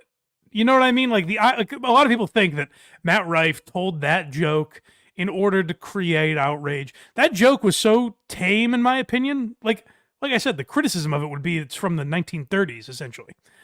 But the joke to me was so mild, I don't think he could have predicted there would be this reaction to it. No. Oh, hey, look at this. I got a text from Craig. Apparently he's watching. Hi, Craigers. The kid. He said, Jupiter does have rings. Kid's dumb as hell. Craig's always watching the kiddos. That's a true text I got from Craig right now. He's watching? He's Why watching. couldn't he be here? Am I not doing a good enough job for you, Mike? Well, you're doing a fantastic job, Hackride, but I don't understand what he's doing. Also, it's great that he pipes up. Like, he tries to act like it's all a joke. Like, oh, I hate that Mike's making these jokes. And yet the one time he pops up is when a 6-year-old is on screen. Well, they must have given them phones back in rehab. So Craig's using his time great. He's watching you. Good. Thank you, buddy. All right, here's the last part. Is female, and a little bit of the gays and nays. You can't accept the fact that Ugh. people may like women for their personalities. No, we know you don't You stick to circle jerking. Ooh, we know you don't have one. Nice. Now listen, I'm not a Matt Rife fan, but he's gotten people to buy into his shtick, whatever he's doing. Like, he sells out theaters and arena. Like, he's doing very well just speaking on stage. So you can say a lot of that has to do with his looks, but the idea that like everyone hates his personality, it just can't be true. The numbers bear that out. Oh, he's the crowd work king, baby. They love him. A lot of people do like his crowd work, so he's got some kind of personality. Literally, he has like the perfect like dinner party personality, where you just make small talk with people and it's kind of witty, you know? Yes, he's a brunch comedian. Let's call him the brunch comedian. Yeah. So you get the gist of this. So can we go to the Daniel Tosh clip now? Yes. Because you get the gist of what she's saying. It's all the same recycled horse shit. Like, oh, quote comedian, you're not funny, you have a small dick, and everything I do is great and can't be challenged. It's so funny to have a stance like, everything on my channel is correct, and actually, I don't know who you are, and I'm not using you for clout, but you do everything wrong, as a matter of fact. I guess that's what I do, kind of, right? It's the good formula. It's a winning formula. Yeah, 435 in chat, baby. She's winning me over. All right, so here's some Tosh. This made me sad. Oh my God, this made me sad. Well, so I wanted to set this up because there's part of what Tosh is saying that I understand, but what he's not taking into account is like what Matt Rife is dealing with right now, or what Shane Gillis had to deal with for a few years, and other people like that. It's surprising to me because Daniel Tosh was like under fire. He was, canceled in a way. Now, he kept his career, so I get that's the perspective he's coming from. But this was him talking on his new podcast, Tosh Show, with what's this woman's name? Rosie. I'm forgetting. Acosta? Call her Nikki. Rosie Acosta or something like that. Yeah, it works. Yeah, whatever. Good. What's your feeling on cancellation? I think it's great. Cancel people. I think people deserve it, and obviously it's not a real thing where like your livelihood is gone. Yeah. But I, as someone who's done things and said horrible things constantly, I've had backlash, and I deserve it. There has to be consequences, and I also don't think that there's a problem with evolving and like, oh, I used to be able to say this and now I can't. Well, fine, good. I'm okay with that. I like the opportunity for people to evolve and to change, but it seems like people are more interested in the like lashing out and sort of ridiculing as opposed to giving people the opportunity to change and atone, so to speak. I mean, I don't know that I've ever changed because of anything, but I'm also just thankful that like no ex-girlfriend wrote a big article and it got published about me. I'm happy. That's great. That means I've had pretty good, solid relationship. It's also sad though, because I think like, oh, no girl ever thought to do that. Right. You feel a little left out. Kind of. So the end, he's kind of fucking around, but the idea that like because his career or his livelihood didn't get taken away, it's just not true. Because what happens is like, yeah, Tosh was fine, he apologized and like went through the right steps, and then you could look at like Shane Gillis, who lost his job with SNL, but like I guess ultimately his career is fine. Now he's bigger than ever. He's doing great. He's one of the biggest comedians in the world. What Tosh is forgetting is two things. A, he's not relating to the part of Shane's career where he wasn't a successful comic yet, and articles were being published about him that had him in the same picture as like Harvey Weinstein and Bill Cosby. And we're like, these are all men that have been canceled. And it's like, well, some of these are different than others, And that part of like people's lives you're not considering when like the court of public opinion is out there, so they're doing everything they can, finding Shane's family or all that kinds of shit. Because that didn't happen to Daniel Tosh doesn't mean it doesn't happen. But the other thing he's not thinking of is just people with a job that post something on Facebook and lose that job because it doesn't line up. I think Carl said, what's his name? Doug from Who's Right? Is that Mean Doug? Yes, Doug from Who's Right, yes. Yeah. He I think he just lost his job because they found something he said on his podcast and they fired him for it. So it's like, yeah, there are legitimate people, and hopefully you're good at enough of what you do. Like, here's where Tosh is wrong. His logic is wrong. Tosh is good enough at what he does to overcome that. Not everyone is, unfortunately. So maybe that's Tosh's message. So I think philosophically, I just don't agree with him really. But I think there's something to be said for, like, particularly in comedy, if you have an audience and you're funny enough, you do overcome that. But Tosh is acting like it doesn't exist in any realm of the world, and that's not true. Now, what also kind of annoyed me is the other end of this, where it's like I saw the Outkick, Outkick, the coverage was writing on it, and it's not even called that anymore, is it? It's just Outkick, I think. But like, whatever, right-wing like blogs and sites were writing about it.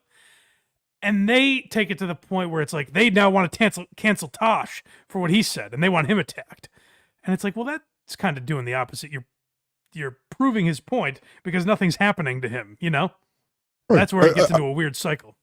Yes, I think that they have a good point. And that obviously Tosh was a very, a comedian that had a lot of people throwing things at a lot of him. So it's sort of his responsibility not to pull that ladder up when he's done.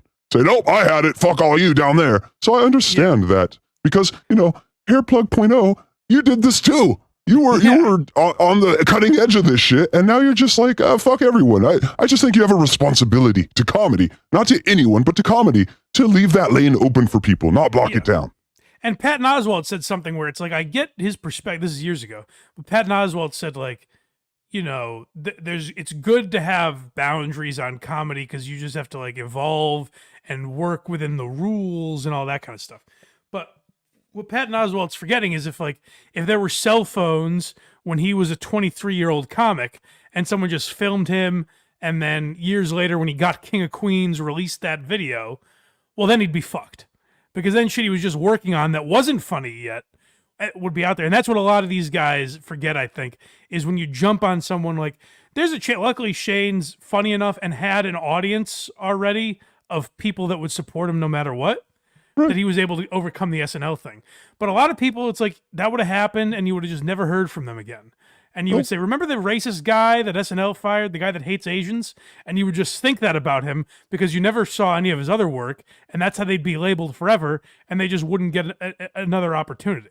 Shane is lucky in the sense that he doesn't have to rely on networks or anyone other than his own fans. Like, he could just keep working clubs and people would pay to go see him, and now he got big enough that Netflix and other outlets are working with him. So he was able to tell people to fuck off, but people that are smaller don't have that luxury necessarily. Yes, so take this to another world of art. Imagine if we had to only listen to bands' first albums. They could never evolve, never do anything other than what they sounded like in the first. That would rob us of so much good music and so much good art. So yes, let people evolve. And Tosh, like your comedy was crap in the beginning too, probably. Like a guy like you opening that door and keeping it open for him would have helped you. Now you're just shutting it behind him saying cancel his ass. I mean, I would never cancel Tosh because again, that's exactly what we're arguing against. But Tosh, come on, man. Right.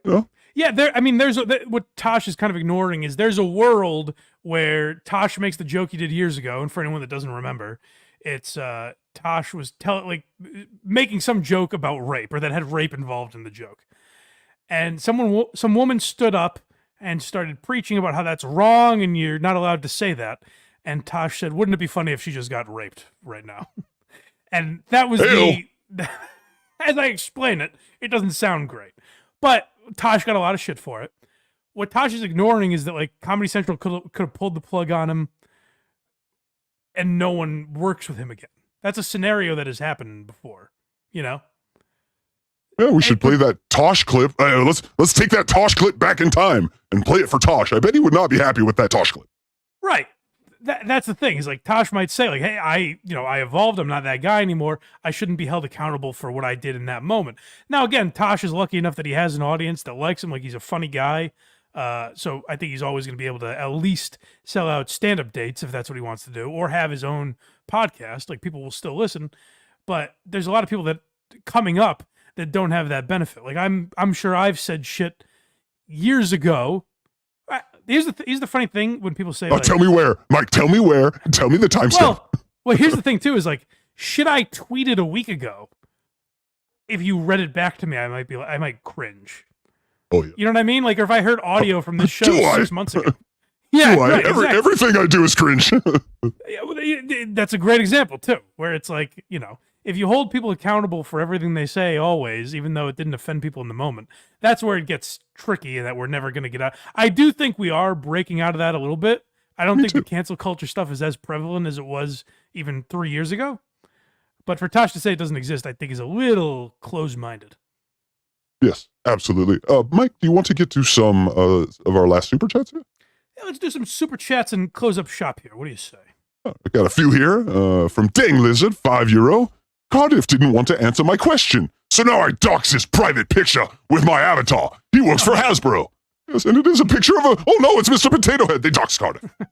Sorry, Cardiff. No, he's a good Sorry, man. Tim. Don't do that. By the way, we never mentioned Tim Dransky. The name... Did you hear about that? Tim Dransky, the name? I said Tim. I jokingly said Tim Electric, but I forgot what the full name was. Yeah, no, it's Tim Dransky, and it was like a... You take the words out, and it's trans dad kid. And so the person actually is amazing. Whoever did that, I heard you on Carl's show. You're amazing. I never realized. That's the I'm trying to think of the guy's name. Ted Daniels in Shutter Island. You just rearrange the letters. That's very funny. Exactly. All right, so here we go. Dennis Michaels, $5. Oh, I'm not going to like this. This is somehow more boring than Opie's podcast and more offensive than Anthony's Twitter. We thread the needle there. How can we be boring and be more offensive? Boring and offensive. We have done something no one's ever done. That is amazing. All right. For Joe Black, $1.99. Merry Christmas. 143 brothers. 143 back to you. Joe Black, I love you too. Thank you, buddy. Sal Governelli. And then we have one more, and that is a gifted One Blind Mike membership from Magnesium Linoleum. And you can gift memberships here at Blind Mike Project. Just go to the top of the chat and click the link up there. That will take you to memberships, turn it on that you want gifted memberships, and then some lucky rich asshole will give you one. That's how it works. That's how Christmas works. Santa's a rich guy, right? That's how it works. That's right. Yes. Welcome aboard, folks. To any new members, we appreciate you. You can also join at blindmike.net. That's where the links to our Patreon and YouTube are. Easy way to find it. And as well as all the free links, whether it be Spotify, Apple, Google, wherever you get podcasts. Links for the Blind Mike Project. Why Are You Laughing? And Who Are These Socials up there? Who Are These Socials I do every Thursday at 6 with Carl on his YouTube channel. And Why Are You Laughing comes out. On YouTube, it comes out Wednesday night. For the rest of you, Thursday morning. And then this week we're doing Opie versus Jim. So recycled crap, as Cardiff says. And then we've got top 10 top 10 stand-up specials of 2023. That's coming at you over the Christmas break, as well as comics to watch in 2024. So check those out on Why You Laughing. BlindMike.net is where you can get all that stuff. Electra Fry, thank you for joining us. She dropped off a little bit ago. Something's going on with her internet. She left us. I was going to say, it's nice to have a woman in the family now, you know? Oh, yes, we got another super chat. Hold on here real quick. For Dennis Michaels. That was about Jim's show, not yours. Oh, okay. Thank you. I thought he was talking about us. Oh. It's boring and offensive. That's Jim's show. That's what they should call it. Boring and offensive. Oh, actually, that's... Okay. Yeah, now I'm kind of on board. Now I get what Dennis Michaels is saying. Now that he's taking me out of it. Yes. Good job, Dennis Michaels. We like that. And also, Craig, we are hoping and praying for you, Craig. Shock treatments are dangerous, but hopefully effective for your specific proclivities. Let's get rid of those. Yes. You guys should check out the next episode of Rubbed Out. It's actually about Craig and his litany of misgivings. So check out Rubbed Out and verygoodshow.org. And Merry Christmas to all you guys. We'll be back we'll have plenty of stuff going up. We have a special treat for you over New Year's Eve, which, by the way, David Collins was great on your show. I don't know who he was on with. That was David Collins. that was something. But I thought David Collins was very funny. You don't hit home runs without big swings, Mike. I suppose that's true. Yeah. So check out David Collins on Hackride's show, and go subscribe to Hackride's YouTube and all of that. And we got something coming up with David Collins at the end of the year, so keep an eye out for that. All right, we appreciate you guys. Merry Christmas, Happy New Year, all of that. Keep an eye on the YouTube channel because we'll be uploading plenty of stuff. But this is the last time we'll be with you live, so I appreciate all of you. Thanks for the support this year, and until next time, we will talk to you guys. Yes, and thank you, Blind Mike, for being a great boss this year. Hey, thank you, buddy. Thanks for joining. Hackride is new this year, so thank you, buddy. Yes, and our numbers are way up. Been? Yes, way up. Numbers way up. All right, buddy. Here, huh? See you later. The Blind Mike Show is over.